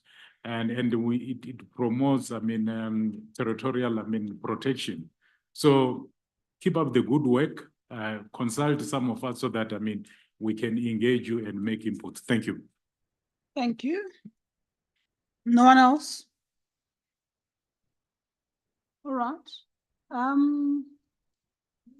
Oh, sorry, my apologies. Thanks, Mike. So my question is similar to the question that's just been asked. Just out of interest's sake, you said that you engaged with the civil society. Could you just please elaborate on what you mean by the civil society? Like, you mean people like this in the room, or have you engaged perhaps with like farmers that are, out in the farms to say, what are you guys experiencing and what do you guys think, could be beneficial? And if you've engaged with young people and all that. Thank you. Thank you. If I could just smuggle a quick question. I'm in one of the slides, and I was quite impressed by having raised the issue. It builds from that question. The issue of vulnerable groups as part of, so you had those bubbles. But I struggled to find those bubbles expressed in the actual actions and interventions that are going to be taken. I'm mindful of issues, social justice issues, and I'm mindful of the fact that there are stakeholders that are quite important, would be impacted by climate change, were involved in the water value chain, which the actions themselves, much as in the categories they might appear to do so, but I struggle to find how we are going to be deliberate in those actions. And I know I noticed just the one or two around local government, and the points that Prof was making earlier on about the role of local government in this process, and some of these challenges that we face also relate to the capacity of local government. I'll be curious to know where and how are we responding to that, to make sure that we're not only consulting but onboarding, make sure that in the infrastructure that is being developed, that is climate resilient infrastructure, and they participate and have the requisite capacity. Thanks. Thank you. The part of civil society, maybe I should indicate that during the process, we've got sort of like stakeholder meetings that were set up where everyone was invited to some of those gatherings so that we can interact with them. And also we've got a capacity building process where we go to different water management areas, invited the local municipalities, we engaged with all that were available so that we can get their input. And I think the part that Mem Pamiago is talking about, the issue of how we engage in those things. I think one of the key issues is the issue of capacity building and engagement. If we don't sort of like get stakeholder on board, when we are developing, it might be hard for them to sort of like take part because from the onset, they were not sort of like involved. I think that's where the part was indicated. But also maybe just to highlight the point that in the previous strategy, some of the issues were not there. But with time, we observed and noted that they needed to be put on board so that, everyone put hands on the deck. Yeah. All right. Thank you very much. DDG look like he wants to comment.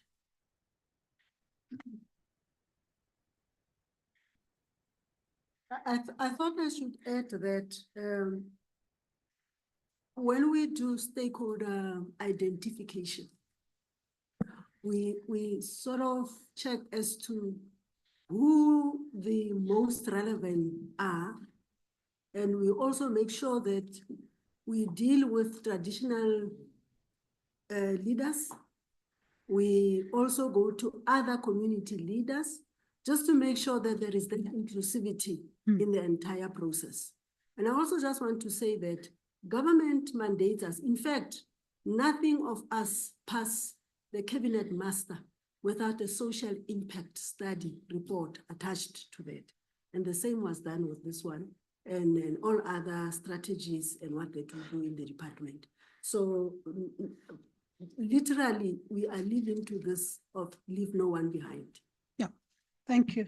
You might just want to update the slide to reflect that. Then we will be quiet.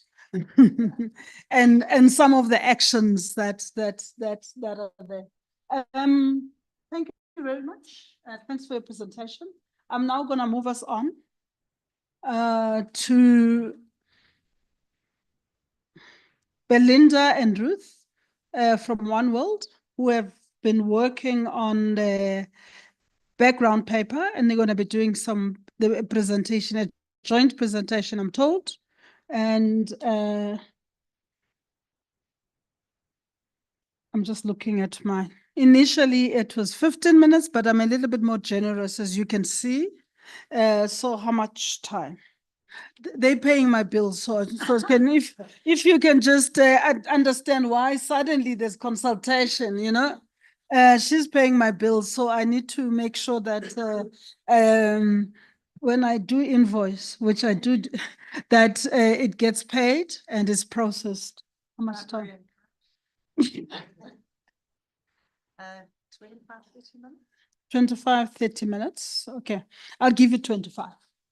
Just on the hour, 12, right? Right. Thanks, Madam Director. Good morning, everybody. Just checking the time there, but of course, I've just been told to finish at 12 o'clock. So as Pam has said, presenting now on the background paper that we did for the PCC, who's really paying the bills, Pam. We'll be sharing this presentation with Ruth. And I should have done that first. So I'm going to start with key messages, just to tell you what story we are telling you today after many months of doing this research. Then we'll go a little bit into the situation analysis. Ruth will take over on climate change, water, and the just transition, which is a centerpiece for today, despite what might have been said on the panel this morning. Water value chain investments, which is important. And then we'll move into the key recommendations and thoughts around adaptation readiness and what needs to be done around resilience pathways. And this is in support very much of the presentation that Aloysius has just made on the DWS climate change strategy. So I'm not going to go into that because we knew that you would be covering it, but very much in support of that around the recommendations. But of course, you'll discuss this in the group work that follows. So the story that's coming through very strongly in the water paper, and this is in line with some of the points made on the panel this morning, is a very strong story of inequalities in water and sanitation access. This is coupled with governance issues, unmaintained infrastructure, avoidable water losses, etc. And what that does is undermine readiness for climate change adaptation, which Ruth will also talk a little bit about just now. It's a story of water value chain investments that are trickling rather than flowing at a nice steady pace, and we'll go into some of that. And certainly not flowing to where they are needed most, which also obviously ties in with the inequality story.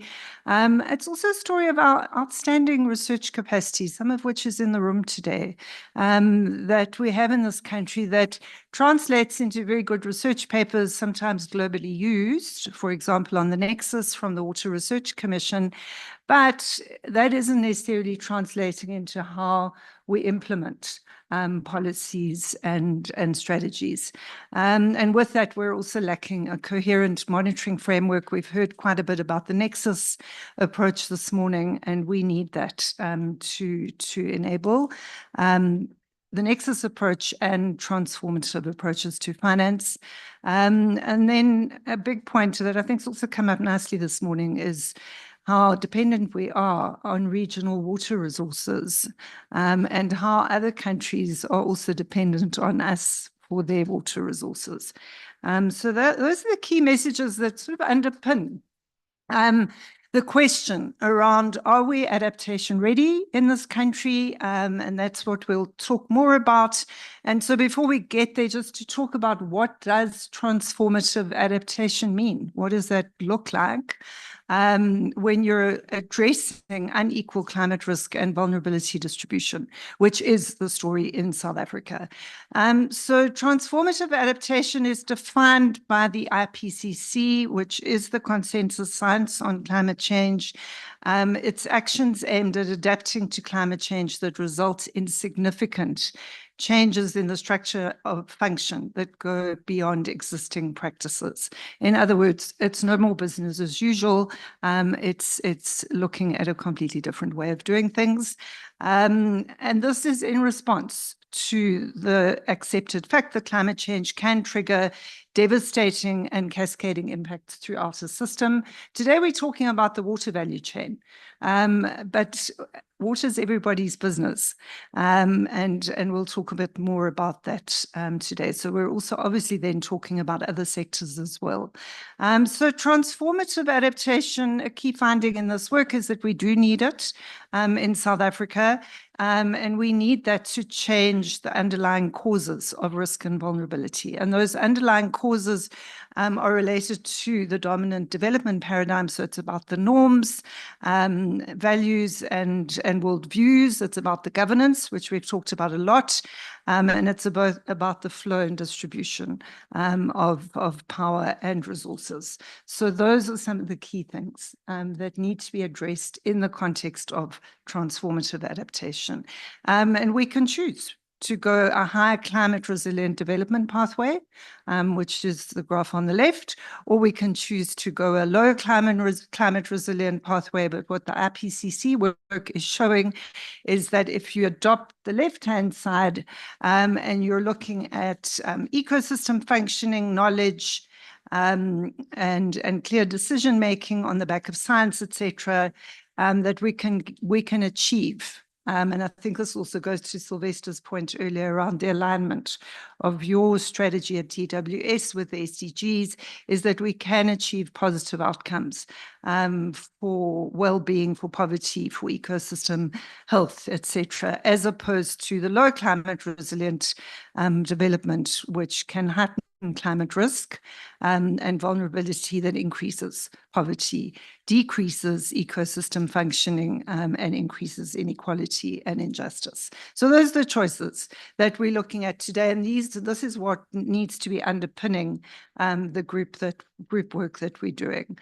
So a little bit about the situation. I'm not going to go into all of this in detail. This is a snapshot of the water value chain, flows and governance and management structures, and it looks at that from an upstream perspective through to operations, right down to downstream product use. I think what's important here, and you can see in the middle row, the key actors at each stage. So you can see the regional perspective all the way through to local government, which I am going to come back to. But what we have found is that there are justice disparities. So in terms of the just transition, there are justice disparities across this value chain, and particularly between bulk and downstream consumers. And this raises questions around the principles of justice that are embedded in the Just Transition Framework for this country, which was adopted in 2022. So, for example, restorative and distributive justice related to water resources and services, particularly for vulnerable populations. So again, where the inequality in the system comes through. Our current water situation, I think we know, we can see it playing out in various parts of the country, particularly in Gqeberha. That's also been referred to, but the water crises have devastating impacts for the well-being of populations, and it particularly impacts the most vulnerable and the poor, typically because they have the least access in the first place. And so moving on to the block on the right, the spatial context issues are key. Most informal settlements lack access to services. Remote populations, our very rural populations, lack access to piped water. And then we've got an uneven distribution spatially and seasonality of rainfall. 43% of this country's rain falls on 13% of the land, just to give us that perspective. And with that, we've got millions of people that are drinking water that comes from reservoirs that are more than 400 kilometers away. So the access issue, again, becomes key. And then our major industrial and urban developments are also remote in terms of water courses. And so this country has survived for decades on the back of water transfers. It's an approach that we have perfected, sometimes from inside the country, but many times from regional water resources. And so our regional interdependence is very high. And around, again, to put this morning's panel discussion in perspective, around 70% of GDP is supported by shared water resources, which we share with 6 neighboring countries. So our need for good relationships is high, extremely high. We have got water scarcity in that we have relatively low stream flow in our rivers. And then climate change in terms of heat stress, increased temperatures, intensity and frequency of events. So both gradual and more immediate onset of climate change is affecting the water resources, and do largely, I think Desigan said this earlier, manifests through water. And we have a situation in this country of a high level of water losses. So coming back to some of the governance issues and non-revenue water. So on average across the country, around a 35% in water losses and around 40% in non-revenue water. And then to put a little bit more perspective on governance and inequality, just some numbers that are helpful to think this through as we go into the group work to think about how we deal with climate change against this context. 3 million people don't have access to water. 14 million do not have access to sanitation.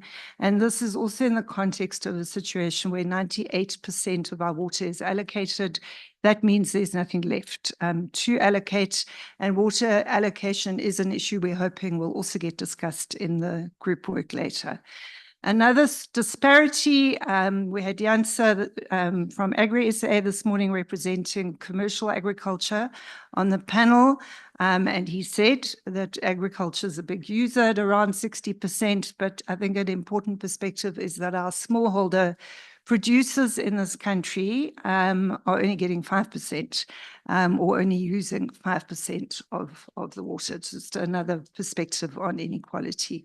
We do have a supply and demand issue. There are various forecasts around. This is one that says demand will exceed supply by 2030 for a range of reasons, many of which some of which I've mentioned, but also because of low tariffs, inefficient use, inadequate cost recovery, and poor infrastructure choices.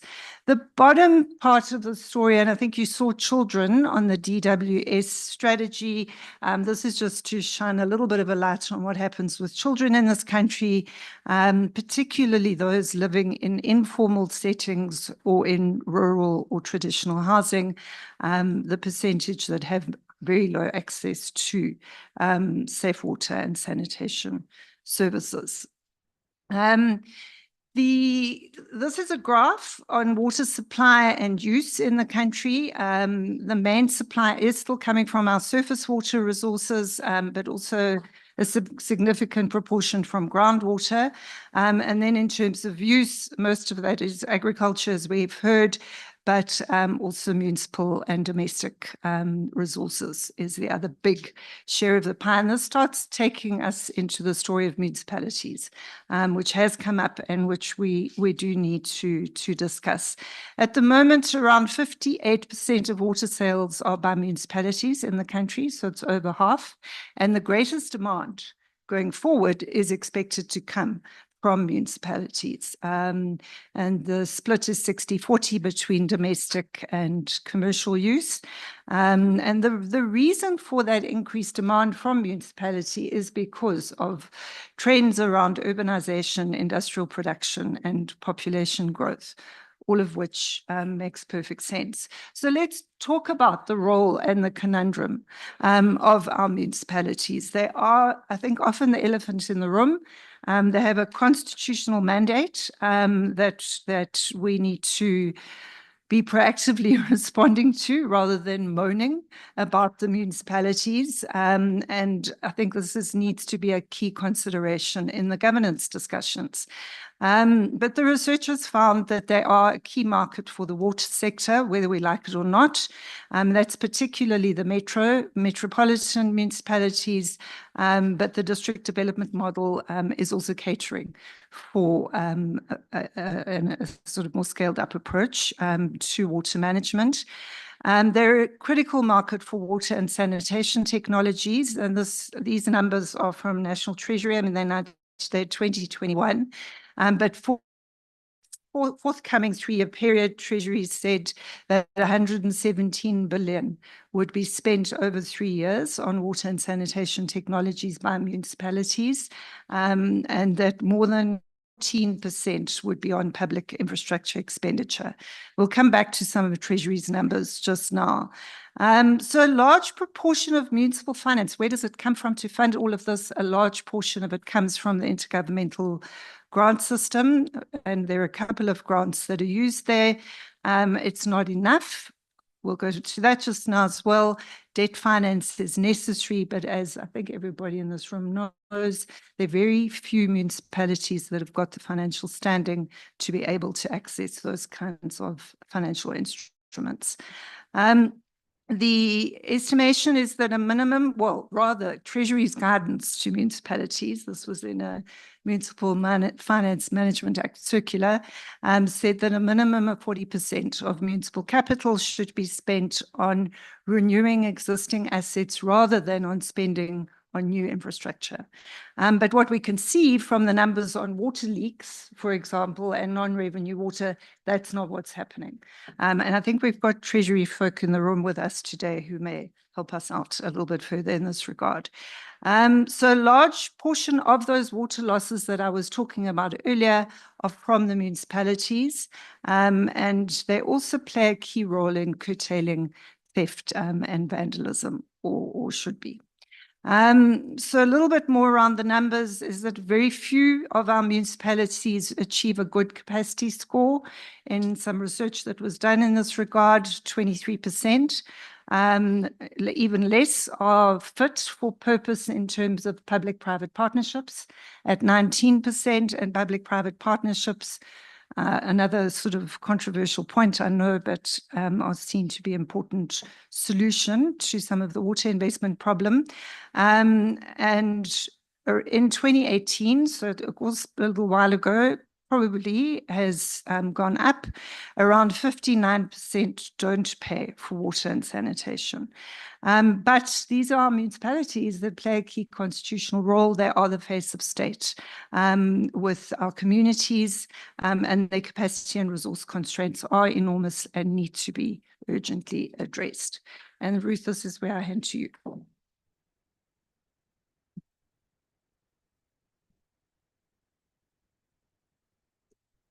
Do you see my challenge?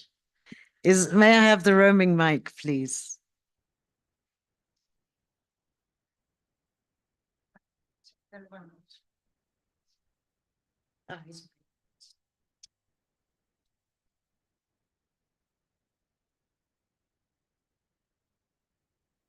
And I like to walk around anyway.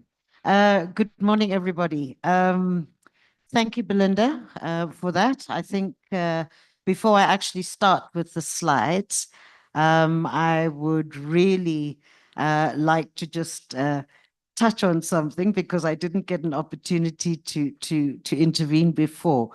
But there's something, you know, when we talk about water security and climate resilience, I find myself in my go-go years going back to something I learned in 2009 from Mike Muller and Claudia Sadov in the one of the global GWP technical papers.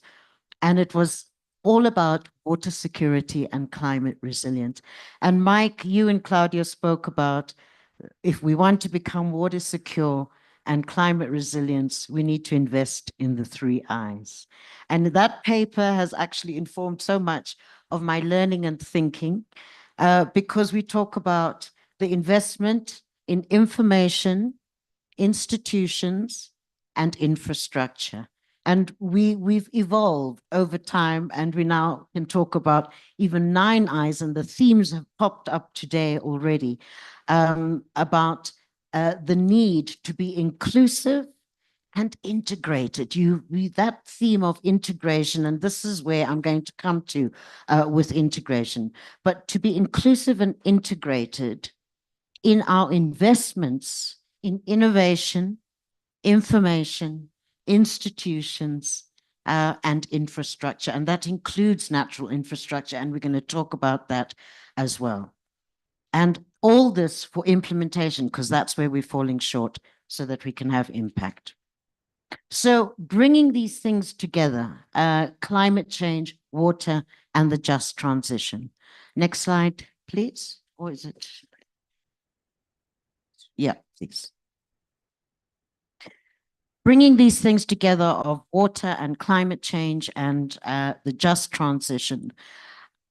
On the left-hand side of that diagram, just to say, look, climate and climate change, it's important, whether it's natural, whether it's anthropogenic. It is important. It gives us certain hazards that we have to deal with. How we respond and how we deal with those hazards depends, and how we are impacted depends on our vulnerability and our exposure to the hazard. And this is what constitutes risk. So we can see that our socioeconomic processes on the right-hand side, whether it's the socioeconomic pathways, how we deal with that risk presenting itself from climate in terms of adaptation and mitigation and governance. That will determine, in fact, the kinds of impacts that and how we respond to the impacts from the risk from climate. So negative climate risk and governance and socioeconomic interactions and processes impact the poor. There's going to be a theme of inequity also coming through this presentation. So risk pathways, knowing water impacting primarily, climate impacting primarily through water, excess water, floods, polluted water, air and land, disrupted freshwater ecosystems, damage to critical social and economic infrastructure, altered water demand and security, uncertain water availability. These are all some of the negative consequences that we need to deal with. And I think it's important. Water impacts on every aspect of our lives and those sectors, and on the certain rights that we all have as humans. And everyone, let's be reminded of our Constitution, that everyone has the right to have access to sufficient water and food. Okay, we've heard the water, energy, food ecosystem nexus being spoken about today and on many occasions. It's part of that theme of pushing integration, because we cannot have the siloed approach. So amongst our drivers on the left-hand side, one of them, yes, is climate change, but there's a whole lot of drivers on population growth, urbanization, demand and consumption, resource degradation, economic. All these are the drivers that are encouraging us to think of beyond silo approaches, acknowledging that water, energy, food, ecosystems are all intimately linked and depend on each other.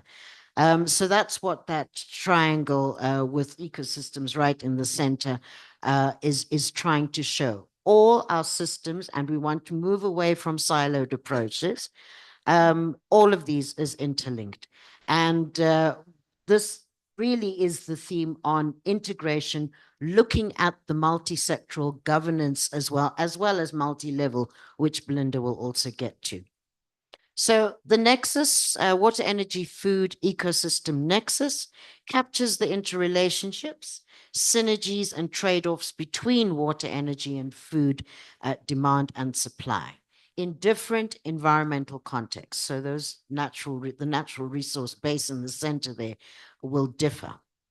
As a foundation for low carbon and climate resilient water value chain and protecting ecosystem assets.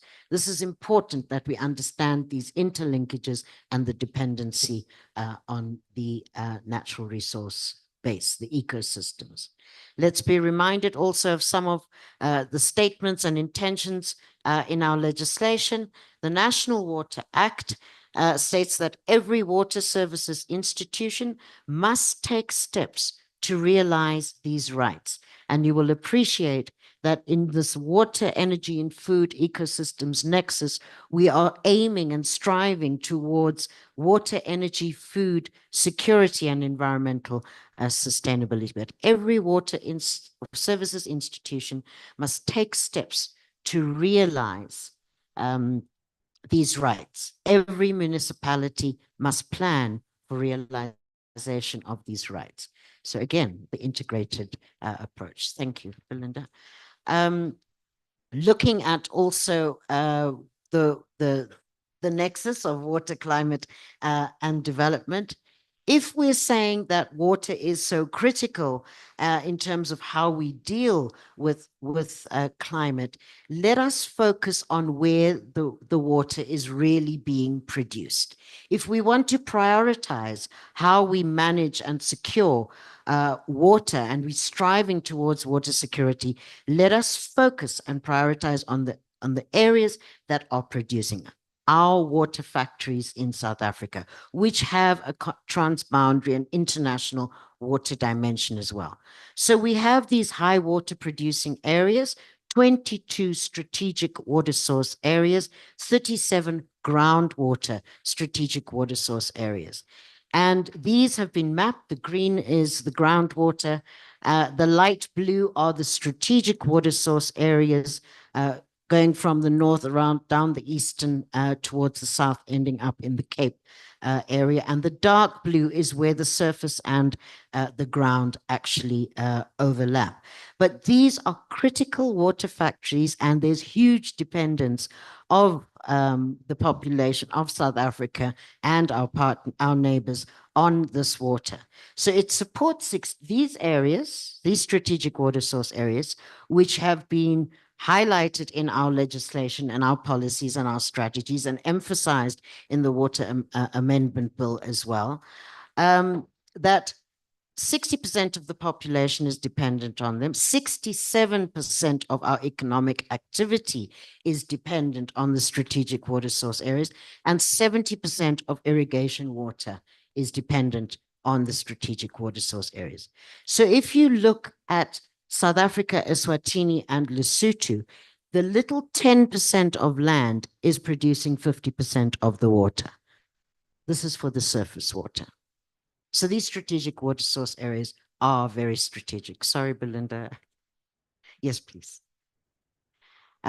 So I think these mountainous strategic water source areas are also critical, because the state of those strategic water source areas, we are all living there in those strategic water source areas. These are not necessarily protected lands that we're on. They're the mountain catchments, and they're in various stages of pristineness or degradation.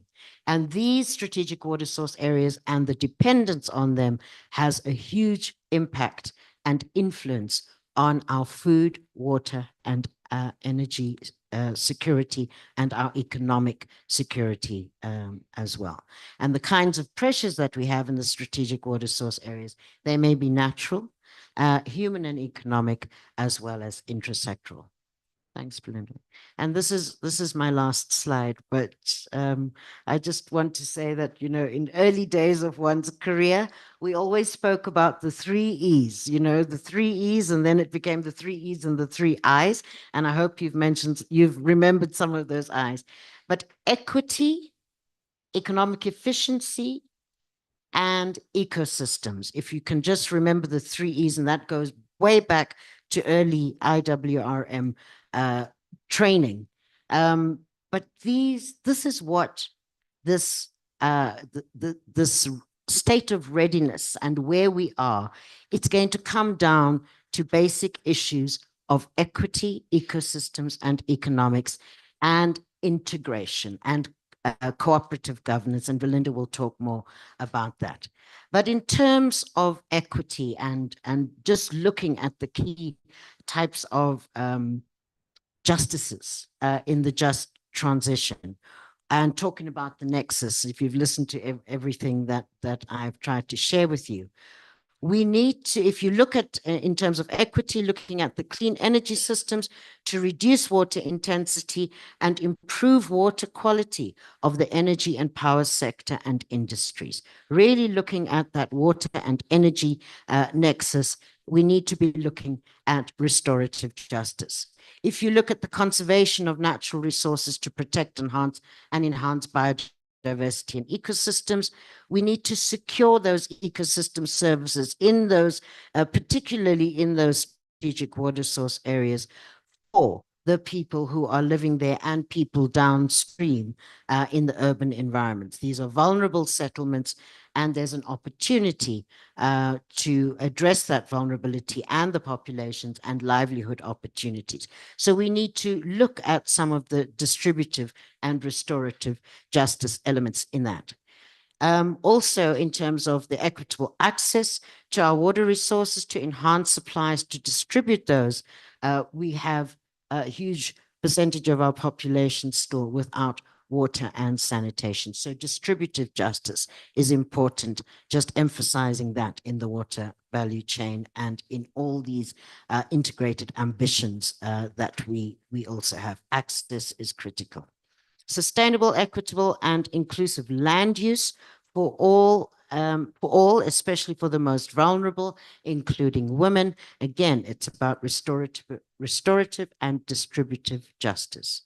So, equity and ecosystems, the healthy ecosystems that we're speaking about, including in those very critical water factories of our country that yield land, water, and in fact also across air services. This needs to be equitable and inclusive. So key themes popping up, and some key I's, if you remember those 9 I's.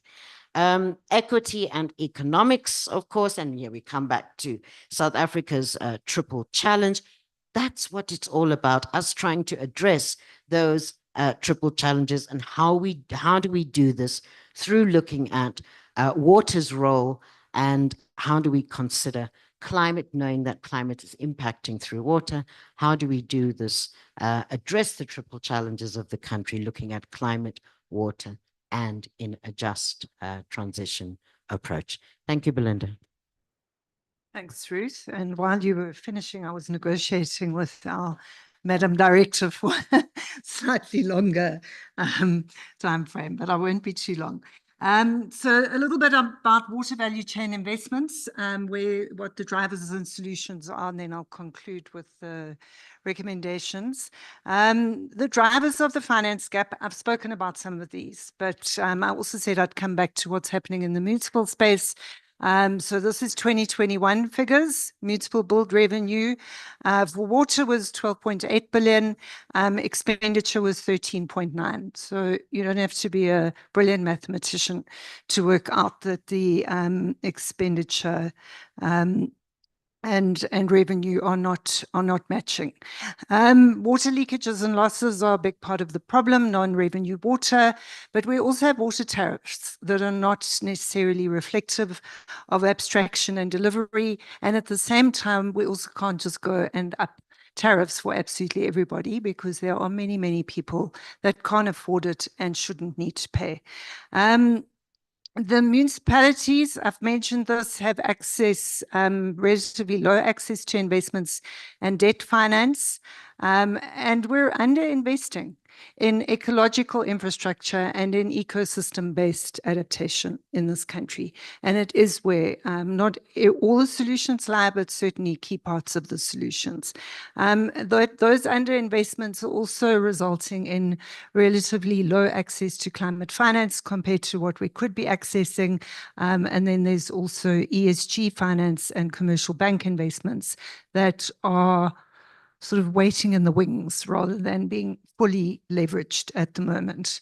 But at the same time, we've got these crises going on around the country, and Nelson Mandela Bay is a big one at the moment with persistent drought. But there it's a story of a combination of insufficient budget, consumption inefficiencies, water leaks at 36%, 2,000 water leaks reported every month, and non-revenue water in excess of the average that I spoke about earlier. There are solutions, and these include what Treasury has been advocating, and that is that we invest in infrastructure maintenance, and other institutions are also advocating for increasing investments in ecological infrastructure. We need to invest in key municipalities. That elephant in the room does need to be addressed, and there are recommendations. There's a very good Treasury report around this for further reading, and it's all referenced in the report.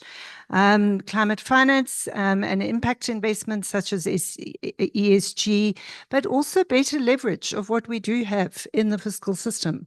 So an intergovernmental grant system that could be leveraged towards climate resilience, and also blended finance mechanisms. Some good news on the horizon is that our development bank in the region, DBSA, is aiming to establish water reuse infrastructure as a financial asset class. That in itself should attract increased investments. And they're doing this through green climate finance money, catalytic money from the GCF in partnership with DWS and with SELGA. SELGA being our municipal representation group. Another part of the solution, and work is being done on this, is differentiated tariff adjustments, but differentiated to ensure that the right people are paying. And this is also applying the principles of justice. So moving into the final slides, Madam Program Director, we've come up with in the paper, and these are recommendations. We're looking forward to today's discussions to strengthen the recommendations and what's in the paper. But at the moment, for very strongly interrelated conditions, I would call necessary conditions, but you might not. You might find something else a necessary condition, but towards transformative responses and much better levels of readiness. The first we've heard about throughout today is adaptation-ready governance and finance, and there are a range of possible solutions against that. I'm not going to go through all of them. Then secondly, but not necessarily in order of priority, is adaptation-ready multi-stakeholder partnerships that need to be within and across government, vertically and horizontally, but also outside of government. We have, and I'll show some examples just now, some very good precedent actually for this.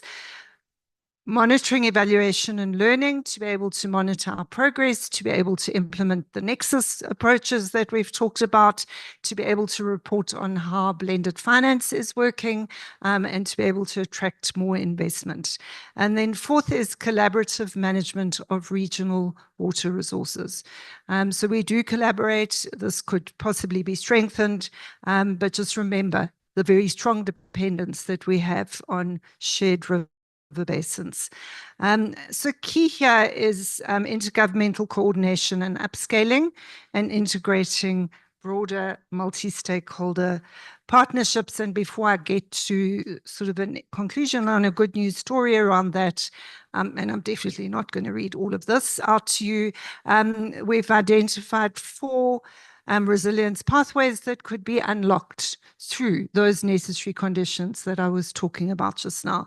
And these are across policy reform, sustainable finance, technology and innovation, and integration. And again, this is all in the report. You can read the detail. But colleagues, it is all about partnerships. Water is everybody's business, and it's every sector's business. So there are examples and good news stories around. We've got a number of partnerships and funders that are involved in the strategic water source areas that have been spoken about today. And those are mapped out here against the different SWSAs. And then what we've also got are platforms and implementing partners for those SWSAs. And this is a very recently updated version of this. But what it's showing you is that there are partnerships established in many of those strategic water source areas, and they comprise government agencies, as well as other stakeholder groups. Thank you very much, Pam. I'm going to hand over to you. Thank you.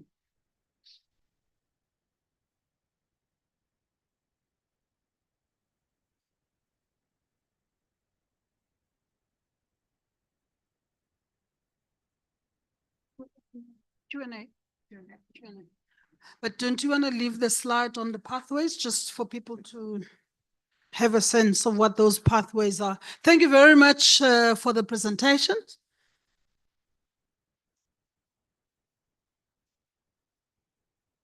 Oh, I thought the next one. Yes, the pathways. All right. Thank you very much. This is just to remind us from the presentation. I'm just going to be taking any comments or questions.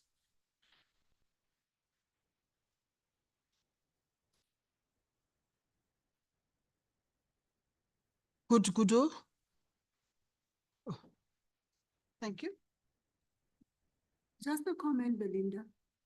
On the special part, I noticed, and I agree with you, on the impact from the informal settlements. It's just a comment, but I think maybe we could complete that sentence a bit by indicating that I realize also that I haven't seen any word pollution explicitly there. I could just sort of deduce it from what you were saying.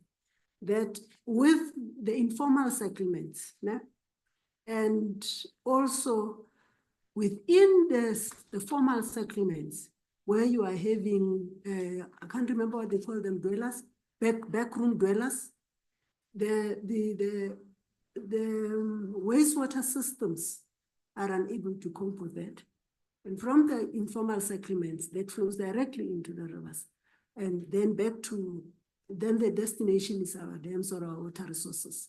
That's why we're dealing with hardies year in and year out, because we're dealing with the symptom and not the root cause. Because if we not deal with the root cause from Yaskei River through that place there and Henops and whatever, we will forever be putting a lot of money into hardies without any sustainable outcome. Thank you very much. Any other? Mike? Yeah, thanks for that. I don't want to be too negative, but I must confess, when I saw that 98% of South Africa's water has been allocated, there's none left over. Every time I see that quotation, I know I can throw out the documents because it is so poorly informed. And it actually reflects then a lot of the rest. Buzzwords, buzz themes. I recognize McKinsey in here, which actually is where that 98% came from, but it's been misinterpreted here. You know, we can't use this kind of documentation as the basis for a substantive contribution to a climate resilient strategy approach for water. You know, IWRM, which you put there, is a completely discredited concept. I know we went through this with Global Water Partnership. I was brought in to GWP to try and stop them from the mantra of IWRM. And in terms of the intellectual, no, that was by the chairperson at the time. And it has done substantial damage and it's been rejected. And I just keep seeing essentially the sort of buzzwords, but they are the 5 and 10 year ago buzzwords. And I do worry that we have serious problems to address and we will not get them resolved by resorting to essentially discredited paradigms which are not particularly relevant to our circumstances.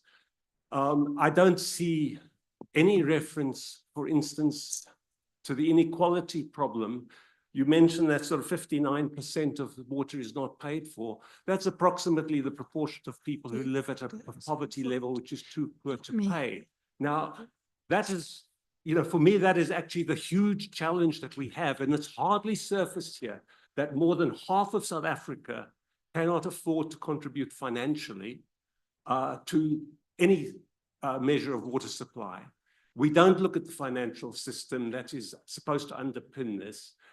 And, you know, I just think that what we are doing is actually rehashing a decade-old memes, and we're not addressing today's problems. So I use the 98% as an indicator, because that was a statement that is completely incorrect. It's been repeatedly used for political purposes. If we reinforce it, we're aggravating the damage. And then I ask how much of the rest of this is doing the same. So, Chair, Facilitator, I do need to say, I do not think this is adequate as a basis for even a discussion, frankly. It's conceptually too weak, and it would mislead us in many different directions. So, you know, I didn't come here not to say things. I think this is really needs to be interrogated and challenged. Okay. I like the latter part of the sentence, which says it must be interrogated and challenged, because then that moves us forward. I think there are elements in the document or in the paper that are useful and that we need to build on those, and there could be gaps and areas, but I accept the point about some of the fundamentals. And if you get the fundamentals wrong, then the whole thing can be flawed. I get that. So, but I'm not a presenter. So, but I do have a question though. I don't see other hands.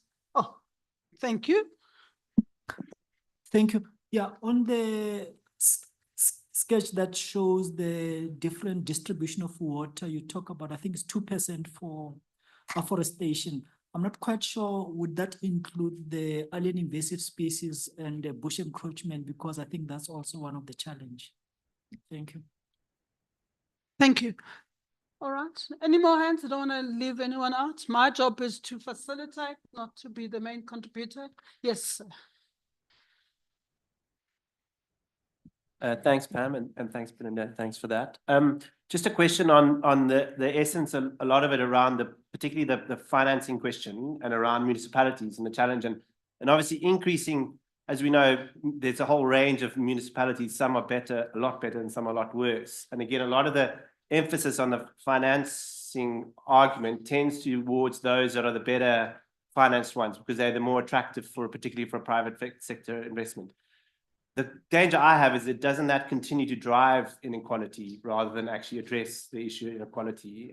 In the same way as us, all those who can afford to put in their own solar panels or their own boreholes, actually further driving water inequality because of the failures in able to provide that as a public service good and infrastructure good. And the difference between sort of, if you're looking for private investment, they are often invariably looking for a return. Yes, there's a small amount of social investment that's relatively small, but again, you have to have a financial return. And how can we do that if we're struggling to get even, you know, the basics of payments through that system? And does that maybe run the risk of furthering the going against the just transition and actually sort of making it driving the inequality challenges we already have a little bit more?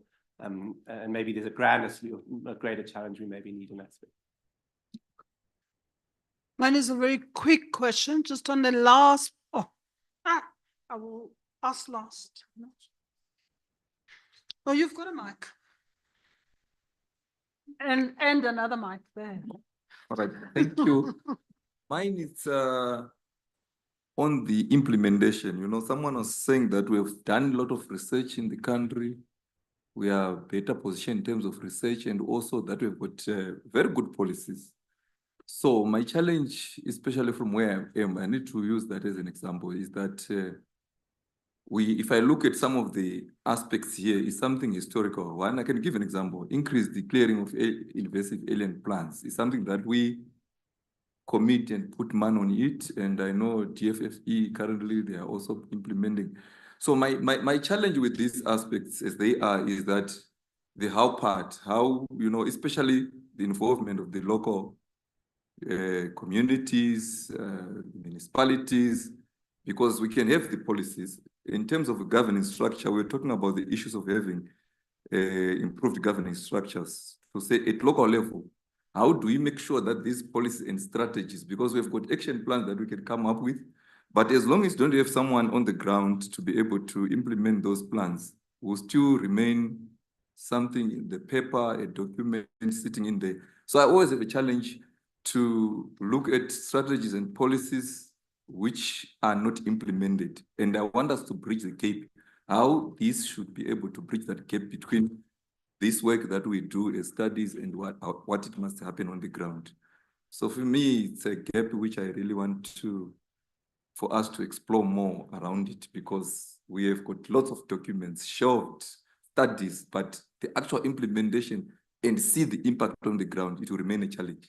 I'm a planner in the area where I come from, and I see these things. So I'm talking from experience. I see these things, but how do we make sure that we implement them? Thanks. All right, my quick question, just on the last bullet, on the first one, incentivize aggressive water conservation and demand management in the metros. I just want to understand what's behind that. Is that where the highest level of consumption is? What informs it? Or because I'm trying to reconcile that with the presentation by the department, which looked at on the vulnerability side and the vulnerability assessment, and they were looking at different kind of approach. But maybe there is something behind it that informs that particular pathway.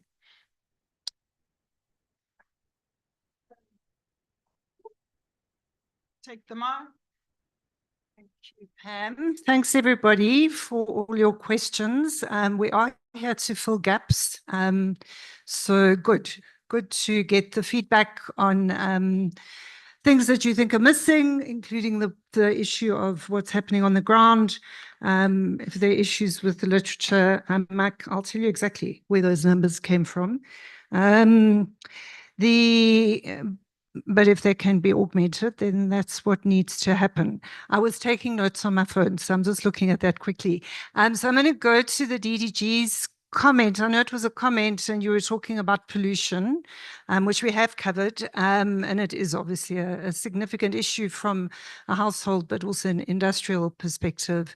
But the comment that I just did want to make is that on that issue of backyard dwellers that you were talking about and waste treatment, National Treasury have got the informal, I might get the order of this wrong, but the informal settlements upgrading program.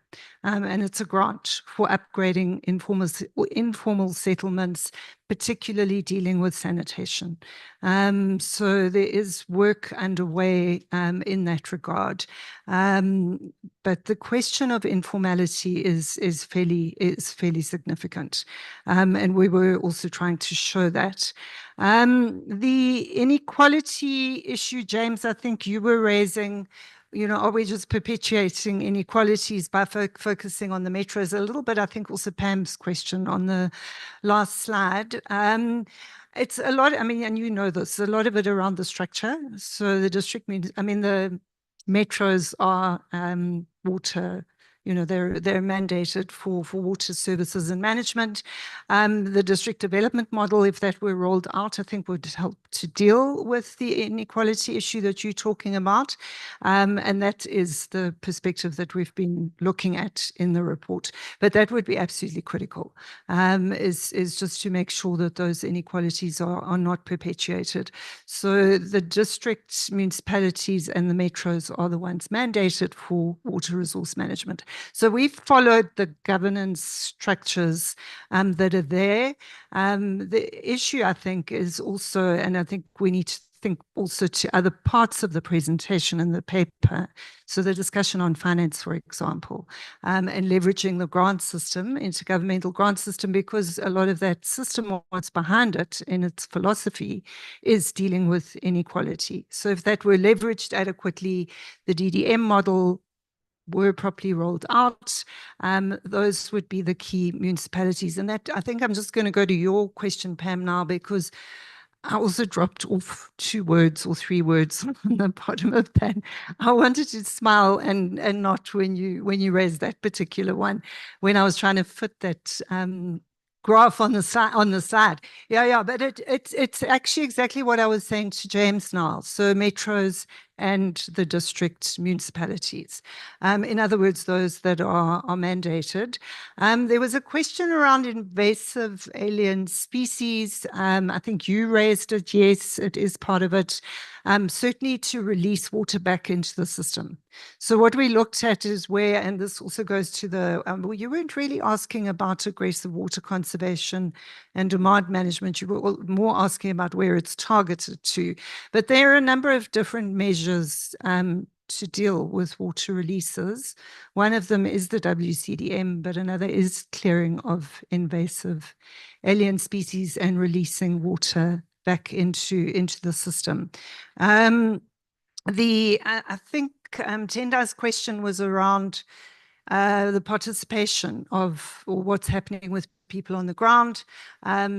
Just to go to a project that is mentioned in the report, but which I didn't talk to today, is that SANBI are implementing a couple of, a few, I think there's 3 or 4 at the moment, GCF partially funded programs across the country. One is in the strategic water source areas, and another is on ecosystem-based adaptation for farming. Both of those projects are looking at the question of economic utilization of the material that gets produced or removed in invasive clearing and enterprise development through that, against precedent for that across the country. Ruth, I'm sure you're going to want to say something about IWRM. And before you do, I just wanted to say that I reviewed an SDG review report.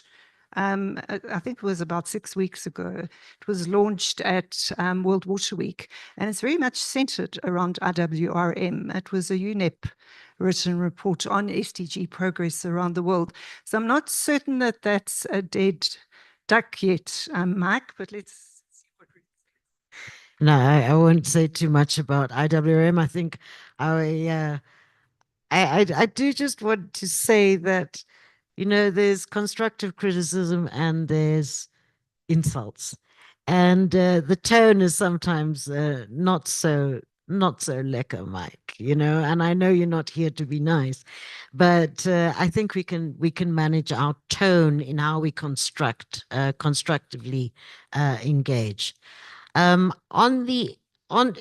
will say something on just in terms of some of the things that were said in terms of IWRM and dated information and 10-year-old concepts and but I think what is important is that we are trying to assess the state of readiness of adaptation. And one doesn't just start here. South Africa and the region has evolved, and many concepts have come in and been expanded on. And where we find ourselves today, we all understand integration is important. Whether you want to talk about the WEF Nexus or IWRM, we're saying on a governance level, we need to come together.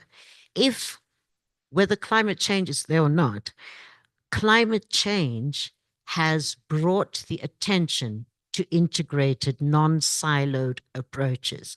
And I think that is critical if we're to say we want to move forward in a just way in tackling the challenges of the world, of climate, of development. We need to do so in a different way. And one thing that the climate change issue has done is brought sectors together and brought multiple levels of governance together and brought the private sector in to support where we need support. So I just think, you know, sometimes we can phrase things a little bit more constructively to highlight what the real challenge is. Thank you.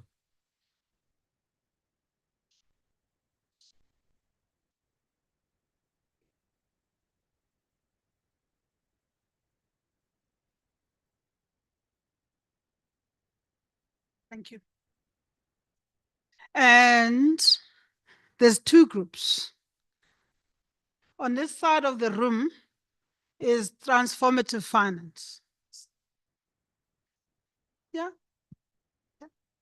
And on this side of the room, starting from this table this way, is cooperative governance. Okay. Now, you do have a choice to walk across, but within reason, right? So if you want to deal with the and governance is not just, although we framed it cooperative governance, we're talking about governance in its wider sense, right? So, and the two facilitators are Commissioner Shafiq and then Commissioner Ravi. You finance, so you will have to walk across. And you can see, you can decide who you want to take with from this side to go into finance, and who wants to move away from that side and go to governance this side. Let's just see what it looks like. This is the time that will give you a break from your laptop. Those of you that are busy with those unfinished reports and emails, you know.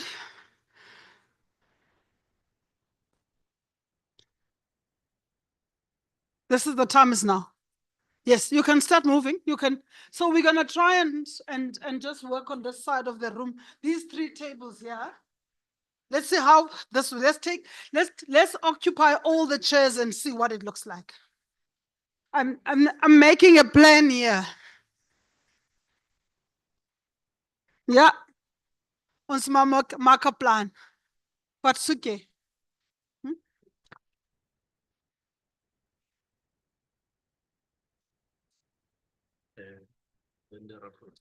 I've already spoken to them. I went to them. The rapporteurs, I spoke to them. Eh? After they.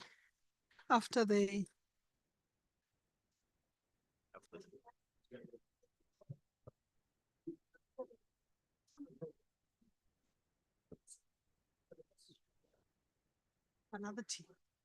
Divided. So let's try and see if we can take these two tables here. Oh, you're making this. Oh, I love it. So, Dr. Sylvester, you're this side.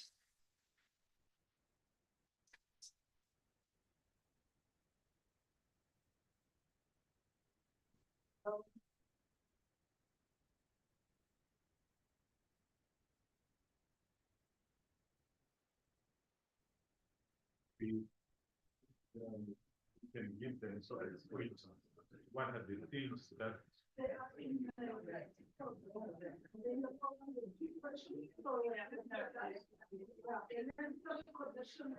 Sorry, colleagues, so what I didn't say, that what you need to deal with is on the program. There are two questions on the program.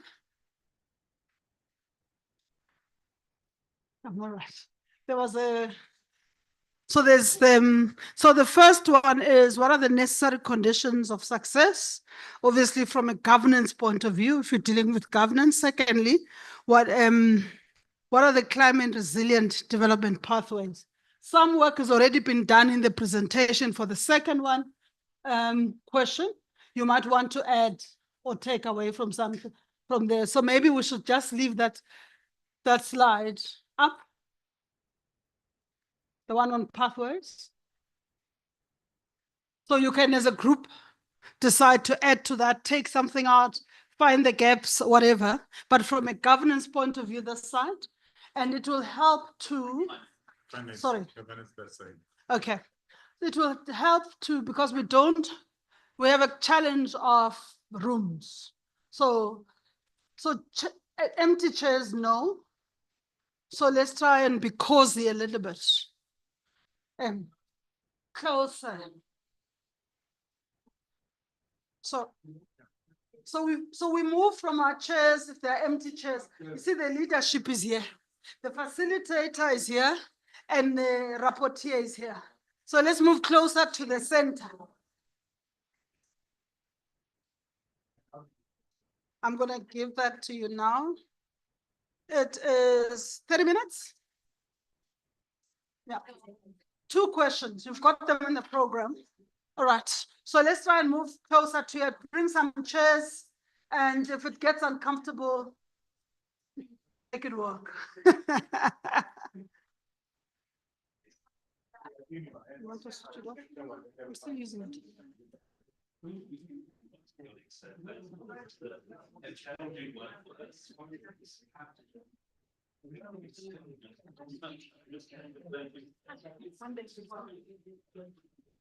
actually talked about finance, and particularly how does finance get used to enable justice in a climate resilient value chain. And it's a challenging question with the role of finance has to go together in justice for that review, not necessarily clear what the big is. You need to get some answers to where finance comes in. Now we know the financial businesses that are there for investing decisions. But are we looking at the right place, I suppose, we're looking at financial institutions.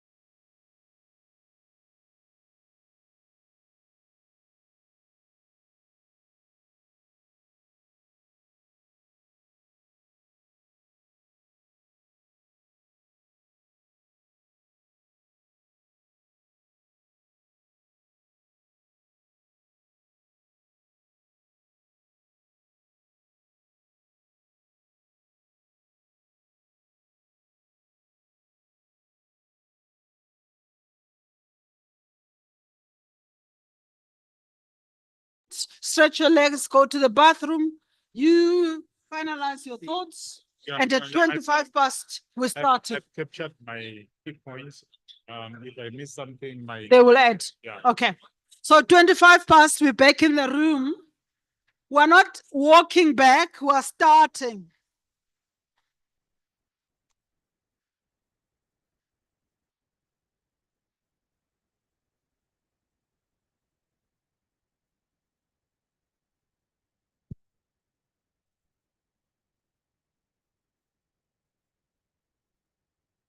Hey, bro. So I think maybe only go let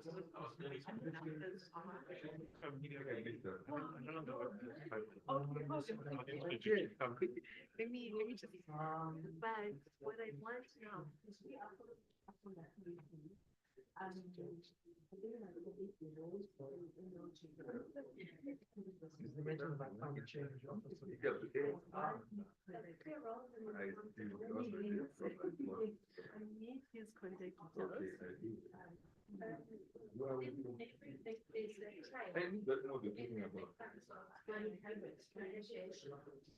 I think communication is communication.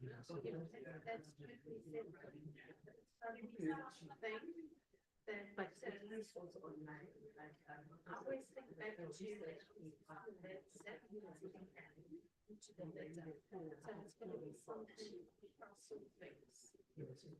Communication.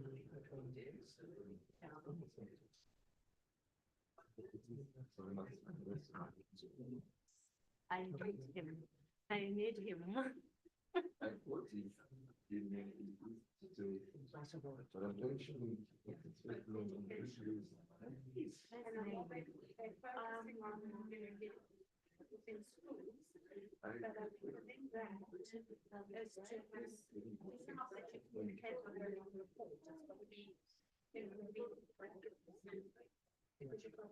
Kind of simple.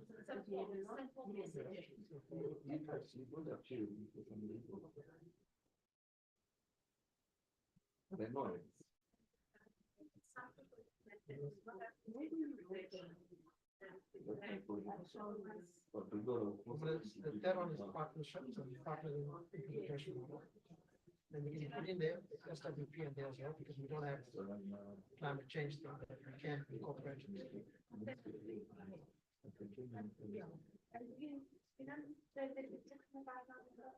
It might be there, I will be looking for it. Sure.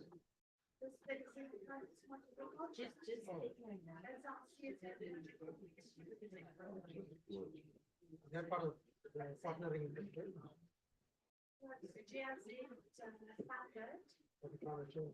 That's exactly.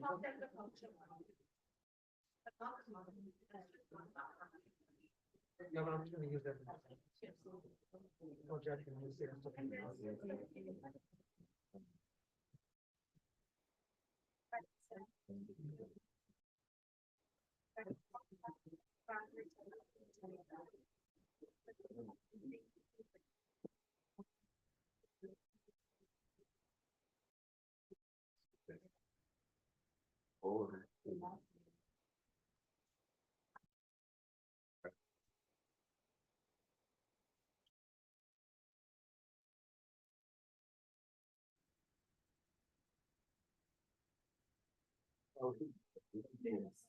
Actually, I put this.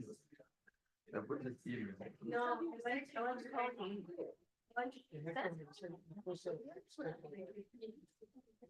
I agree with you. You send email and you will wait forever.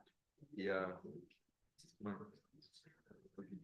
If you send an email, then you forward. Yes. They will not. Let me talk to you. I talk to you. Okay. So you get it before I leave. Okay, that would be great. Thank you so much. Okay, okay.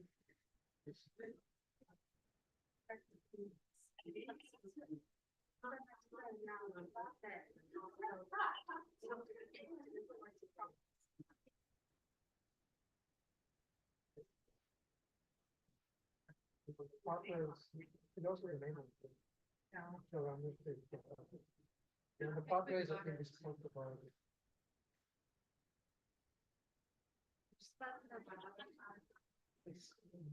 Basically, yeah, you have to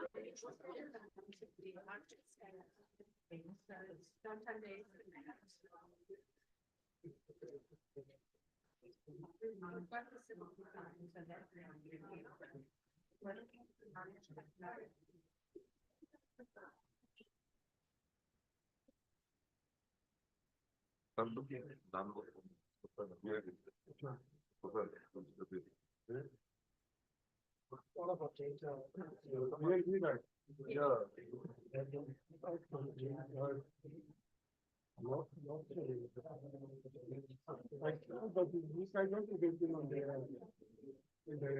Email. Yeah. Beautiful.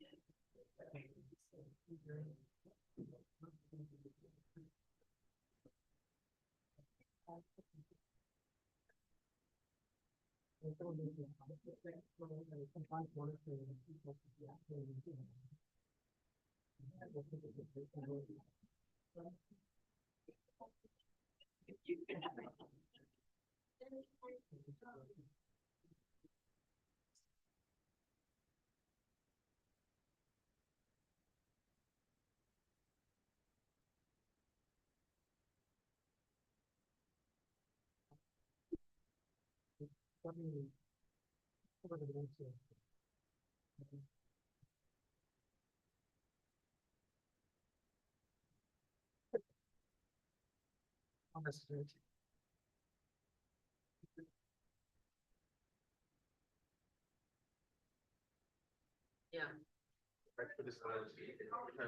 Michelle also takes focus. Yeah, I take lots of that, so, yeah.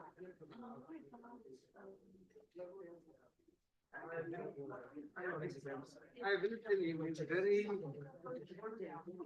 Yeah, I sent me the picture, because I asked you. But at least it was in your neck. Yeah. Oh, yeah, I just.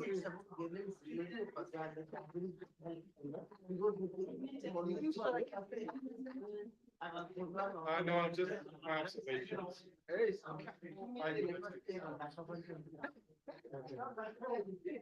Nice to see you.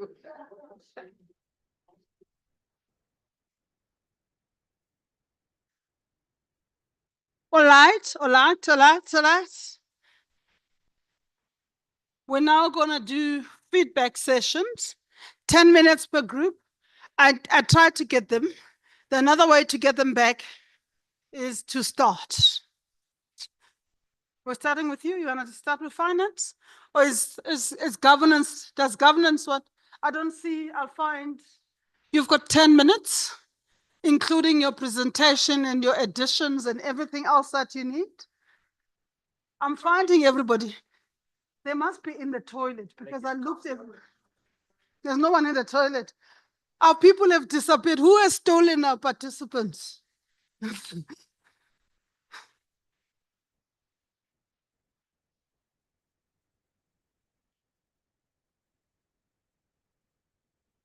starting with the finance group.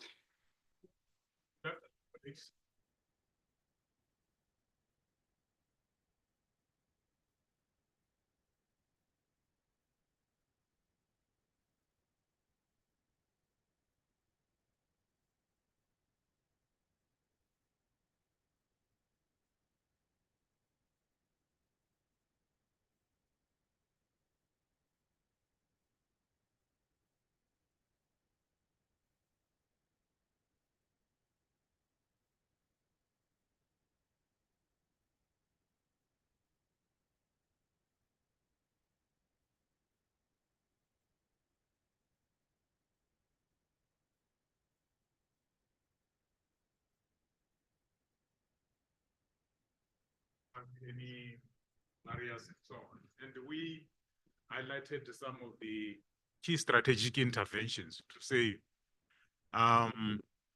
there are opportunities for financial institutions to assist us to address water challenges in the country. And some of the solutions or proposed interventions was that maybe we should propose the fact that 5% of the budget from those financial institutions needs to be ring-fenced and be channeled towards the water sector. And we also, that's point number one. We also highlight the fact that we also need to build a very strong human capital development program. We don't want to lose skills that we have built, and we should also look at the policies, strategies, plans that we have currently, whether those policies, plans are assisting private sector to be able to operate without experiencing any barriers and so on. I always laugh when some of the colleagues to say government will create 5 million jobs. There's no such kind of things. Government come up with the enabling environment instrument so that private sector and SMMEs can be able to create jobs for our people. Over and above that, we have also highlighted the fact that if issues related to water leaks, monitoring and evaluations are addressed by private sectors, but we need to be mindful of the fact that we don't want to be accused, especially by union guides, to say, now you are coming up with privatization. Remember, unions don't want to hear such kind of things. Our proposal from our team was that private sector needs to be allowed to build, to operate, and also hand over. We have seen that model, I mean, with some of the properties or offices that are public-private, I mean, owned, using that model. Another issue that, I mean, it was also highlighted was the fact that the wastewater treatment plants that we have in the country, we are not, in fact, they are deteriorating and we are not using them efficient, let me say optimally, because they are not, we have not yet arrived at the efficient, I mean, level. You look at other countries in Europe or Middle East, they use those wastewater treatment plants to generate I mean, agriculture inputs, especially fertilizers. And the fact that, I mean, majority of our people are based in rural areas, we also touched one key component issue that addresses multiple challenges. For example, if you look at the biogas initiatives, you generate energy, you generate slurry for fertilizers, and you also conserve water. that model needs to be looked at it, and we also need to partner with the private sector. You look at the model that is being used by BMW South Africa on the biogas system. They save between 30 to 40% of the energy, but also manage to recycle the water resources. I think the key messages from this team is that let us create a conducive environment so that private sector can be able to operate. Somebody highlighted the fact that this country, we've got so many policies, strategies, plans, and so on. We need to review some of them, that especially those that are creating bottlenecks and also hindering, infrastructure development. Over and above that, we know that, the water sector, it's one of those climate sensitive sector, and we need to change the way we are doing things, because if you don't have water, it's going to be very difficult for you to survive. It's going to be very difficult for economic of this country to move to another level. Over and above that, we know that water is life. And for our team, this is the beginning of the process. We can't address all the issues here, but I think there are strategic issues that we highlighted, issues related. We need to recycle, we need to reuse, and we also need to look at other, case studies. In the region, for example, somebody used an example about the wastewater treatment plants initiatives in Namibia. It looks like Namibia, government has got a correct model to use the wastewater treatment efficiently. We need to look at that. We also need to look at other, models in Europe and other parts of the world. For us, we do believe that, the private sector has got a key strategic role to assist South African government to address water challenges. Let's forget about, issues related to climate change or high extreme climatic events and so on. Another component that was also highlighted was about awareness and also behavior. You look at countries in North Africa, they receive less than 100 millimeters of rainfall per annum, but those guys, they export most of the high-intensive agriculture products to various countries across the globe. South Africa, we get between 460 to 840 millimeters, but the way we are managing our water resources is a bit problematic. For us, we do believe that we need to put our heads together and address those issues. The second question that was also highlighted by our team was based on the fact that if we create conducive environment for private sector or financial institutions, yes, they are expecting the return value for money, but we need to come up with a model that will also benefit government, also benefit various communities, because we don't want to find ourselves in a situation wherein water becomes more expensive because of maybe adopting a wrong model that is not gonna sustain our life, not improve our livelihoods and so on.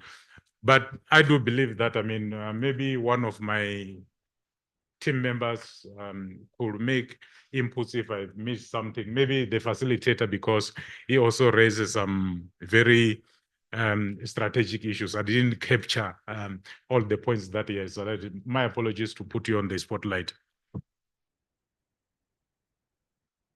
So microphone, if you can hear me there. Yeah, you can come. I'm on the platform.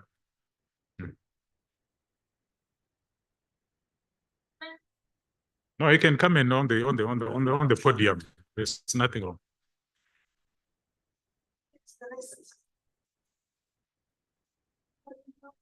What we must move where? I must still up until 2 o'clock.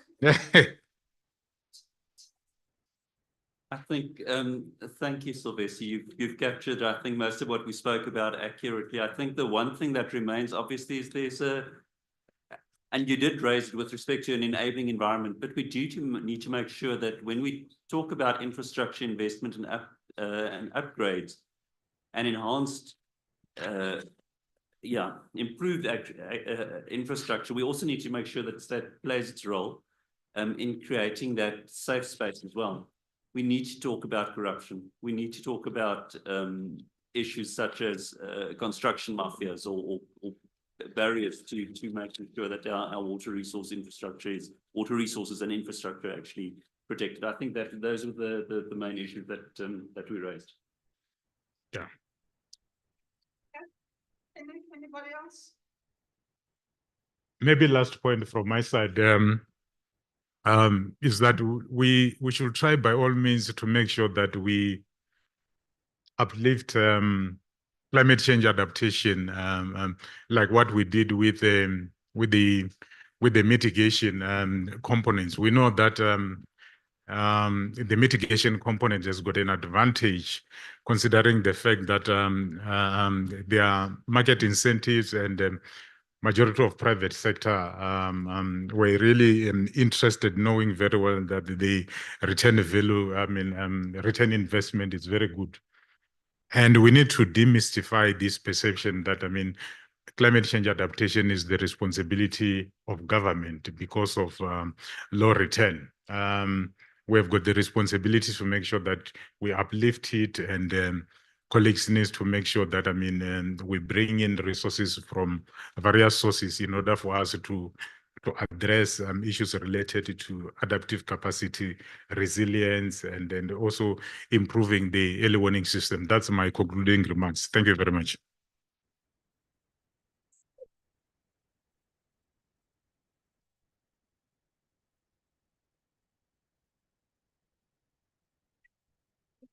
Yeah.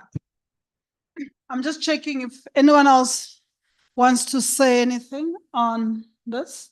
Maybe you are not in that group because I just bullied everyone in terms of where to go, and you had an important point that you wanted to make.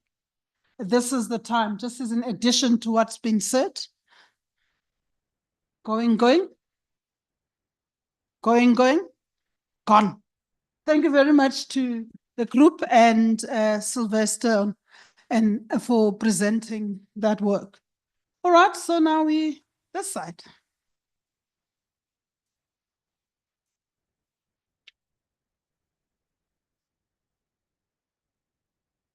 Thank you.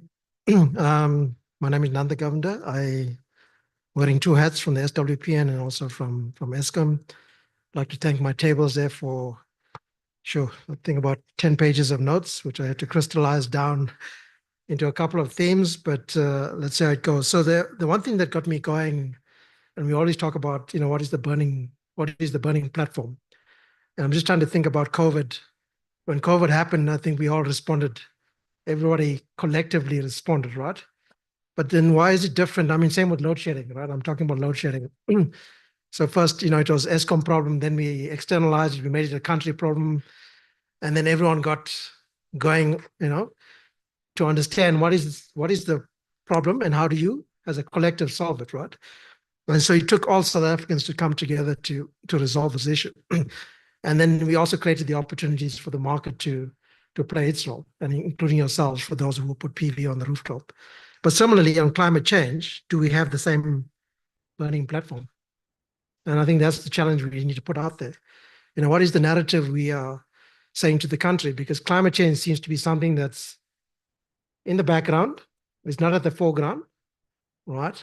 But yet we can see the changes that are happening in terms of weather patterns and how it's impacting on people's lives. So maybe that's where you have to start from a corporate governance perspective, in terms of what is the story we are writing and what is the story you want to tell, right?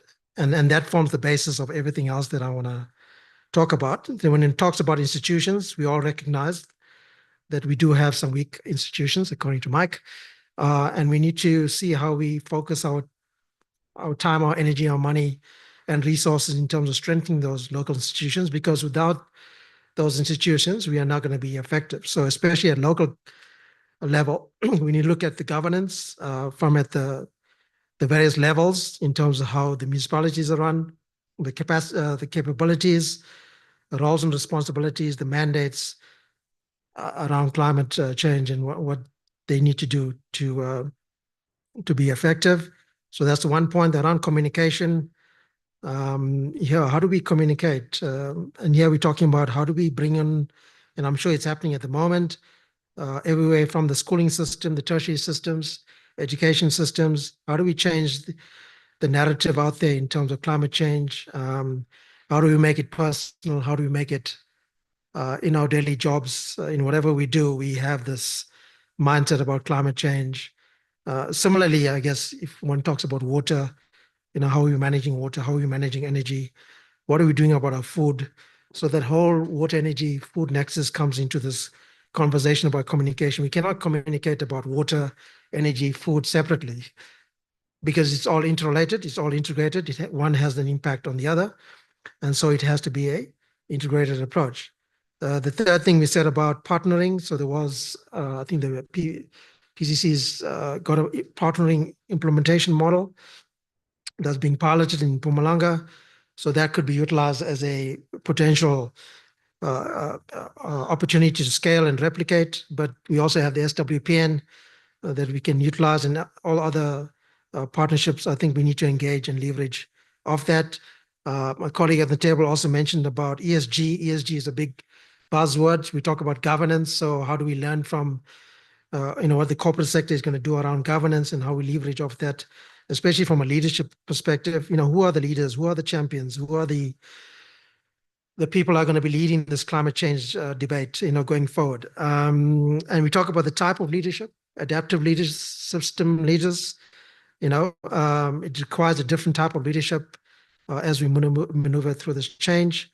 I mentioned the issue of water, energy, food nexus, and how we integrate as we transition. So that's going to be key because if I just purely look at it from an Eskom perspective, as we transition to a low carbon economy, we are going to be freeing up water. What happens to that water?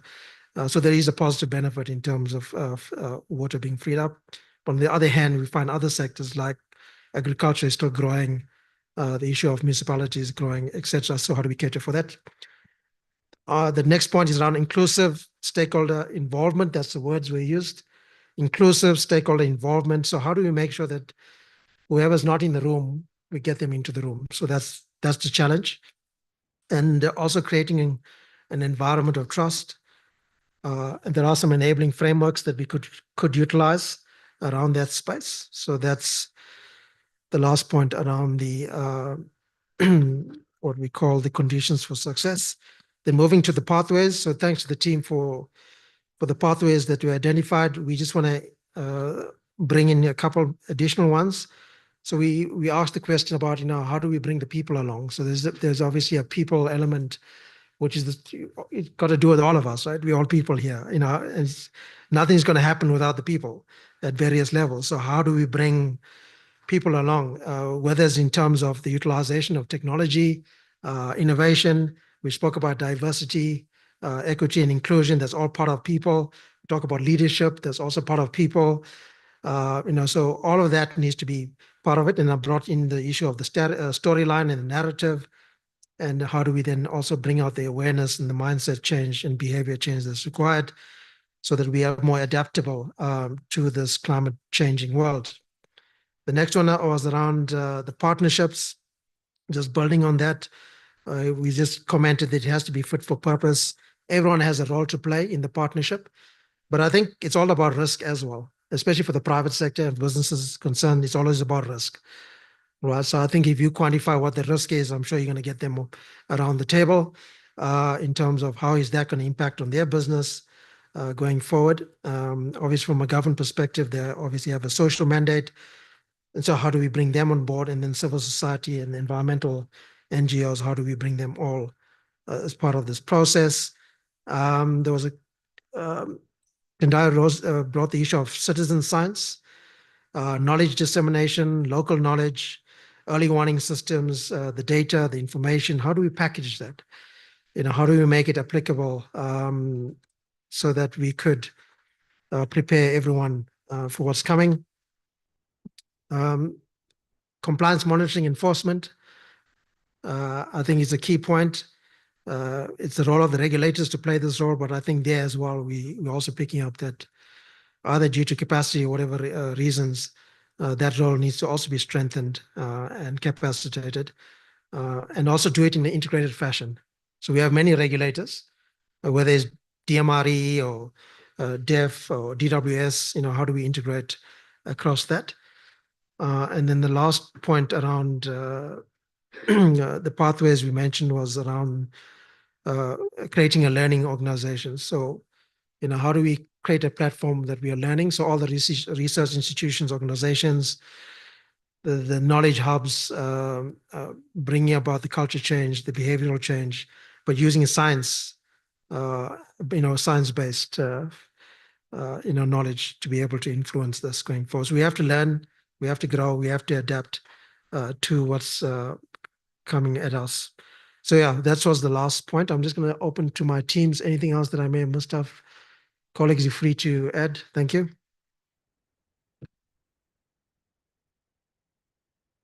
I think they're tired now.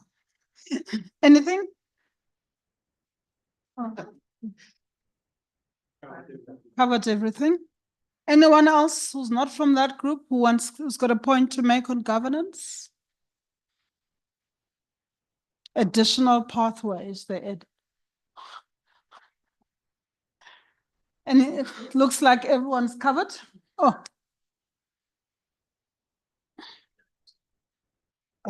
Thanks, Pam. I think both the groups spoke about early warning systems.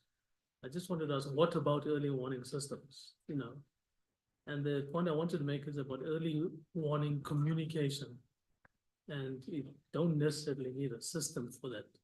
We've missed a lot of that with the KZN disasters around the snow issue and the flood warnings. And who's responsible and accountable before we even talk systems, just communication on it. Thanks. Okay. Got that? All right. Going.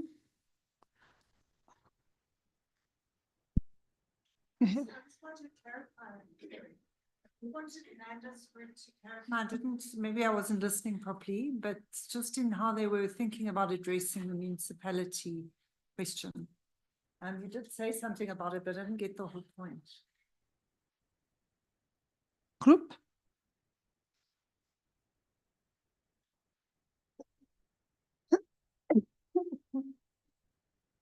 We did mention that municipalities within the institutional universe were the weak node, and that's meant that overall systems, which have to start from the national and get down to the local, were weak because of a weak part of the system. I think that was all. Yeah. All right. Are you happy? Are you ready to do the wrap up? No, that's fine. I'm gonna go there.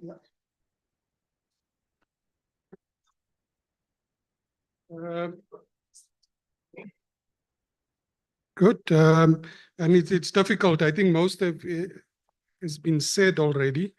But maybe I should start off with Kenako.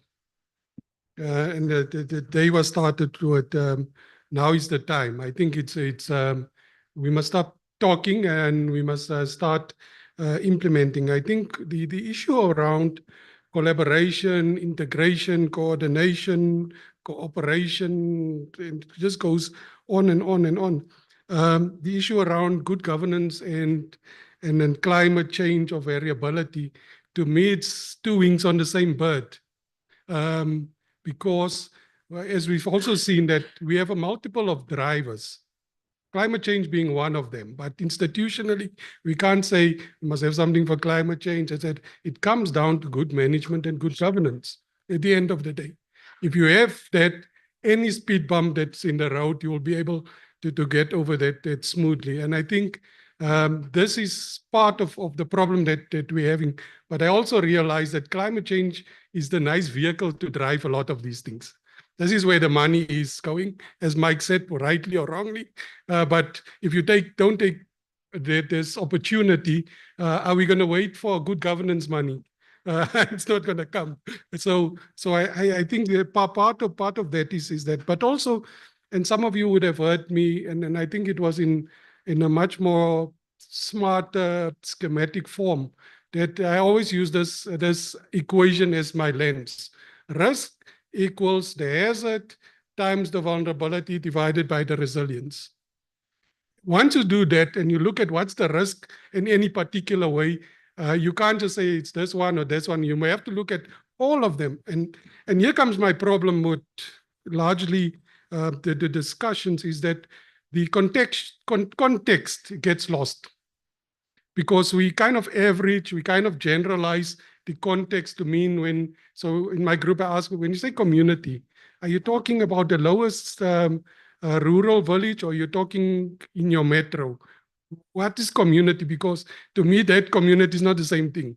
The way you engage them is not the same thing. The communication channels are not the same thing. So I think part of this is, and it made it worse. So most of you would know, I come from a groundwater background. And then we just talk about, and even the document, and I'll take it up with the team. When we say bulk, when I say bulk water, I hear surface water, I hear dams. I'm not hearing the localized schemes of groundwater. 13% of this country's supply comes from groundwater. It supports 56% of the population. If we keep on saying bulk, bulk, bulk, are we reducing inequality, or are we driving inequality? So again, these are type of unintended and linked consequences is something that we must watch out. And something that also came strong throughout this day is that the involvement and inclusivity and then all these type of things. So again, so trying to merge in my mind these two concepts, and luckily I've in the recent past did some courses on it, is that it's already been covered. So if you think about, for those of you that know something about design thinking, how do you think about, how do you involve communities in a specific context? You empathize. So you know, for example, what's happening in local government at the most dysfunctional municipality. So if you look at your risk profile, I can tell you, coming from municipality last week, spending 3 days there, and I keep on telling this, climate change is not featuring in the top 3. It's vandalism, it's O&M and other issues. Okay, so if you're coming there with a climate change narrative, and they're going to say, Chief, go away. We've got other burning platforms, as you say. So we need to look at it in a systems approach. So that's the other word that came out clear today. I just heard systems, etc.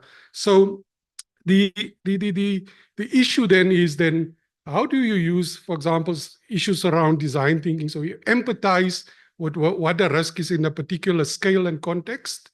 You apply systems thinking, and I guess that's the other one that one needs to think, because what also came clear is that you need this cross-sectoral approach. Water can't go on its own, and then say agriculture will do it, because then everyone's going to have a framework. So just imagine where the climate change access now, the premier or the municipal manager or the mayor, you're now responsible for that, and everyone comes with a framework, and everyone comes with a consultation plan.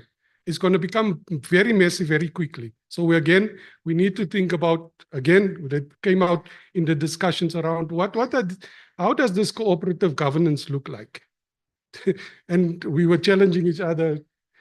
Can you identify a good example of that? And again, so I think part of that, but the PCC as we had a partnership plan and those type of things. The other overriding problem for me is, and maybe part of for some of you that have read the State of Climate Action Report, that says, and someone must help me here, what 82% of the money goes into mitigation, 12% goes to adaptation, and 16% go to a hybrid form. So you see also what's happening, even if we say don't talk about climate change in that way, you keep on, and we're not saying take off mitigation, but bring that adaptation number up, because this is then, if you think about back to the formula, this is how we build the resilience. This is how we build the climate smart infrastructure, etc. This is where these type of funds should come from. But it's not just about what's the next flood and what's the next drought or heat wave going to do, but how do we provide systems that we can operate and maintain much more easier, because that's part, and then so you then tick off some of the other issues. So I think part of and maybe in closing is that we need to think about what's the type of impact that we want to realize, because then the rest of the other things then become kind of what's your activities, etc. And then lastly is around how do we stimulate more uptake of new technologies? How do we fund more research and innovation, not just from a water sector perspective? How do we, government also need to this, I think we're still stagnating at 0.6% of GDP that goes to innovation. How must that number go up for other things to perform better, etc.? So I think it's, and again, to me, the thing is around, we must not forget, the takeaway is, what is the context of wherever we look at things? What's the scale, and how do we bring all sectors on board? For example, in the water and sanitation stream, but not looking at it as a stream on its own, but a network of streams, etc. So, Chair, and that's my closing. Thanks.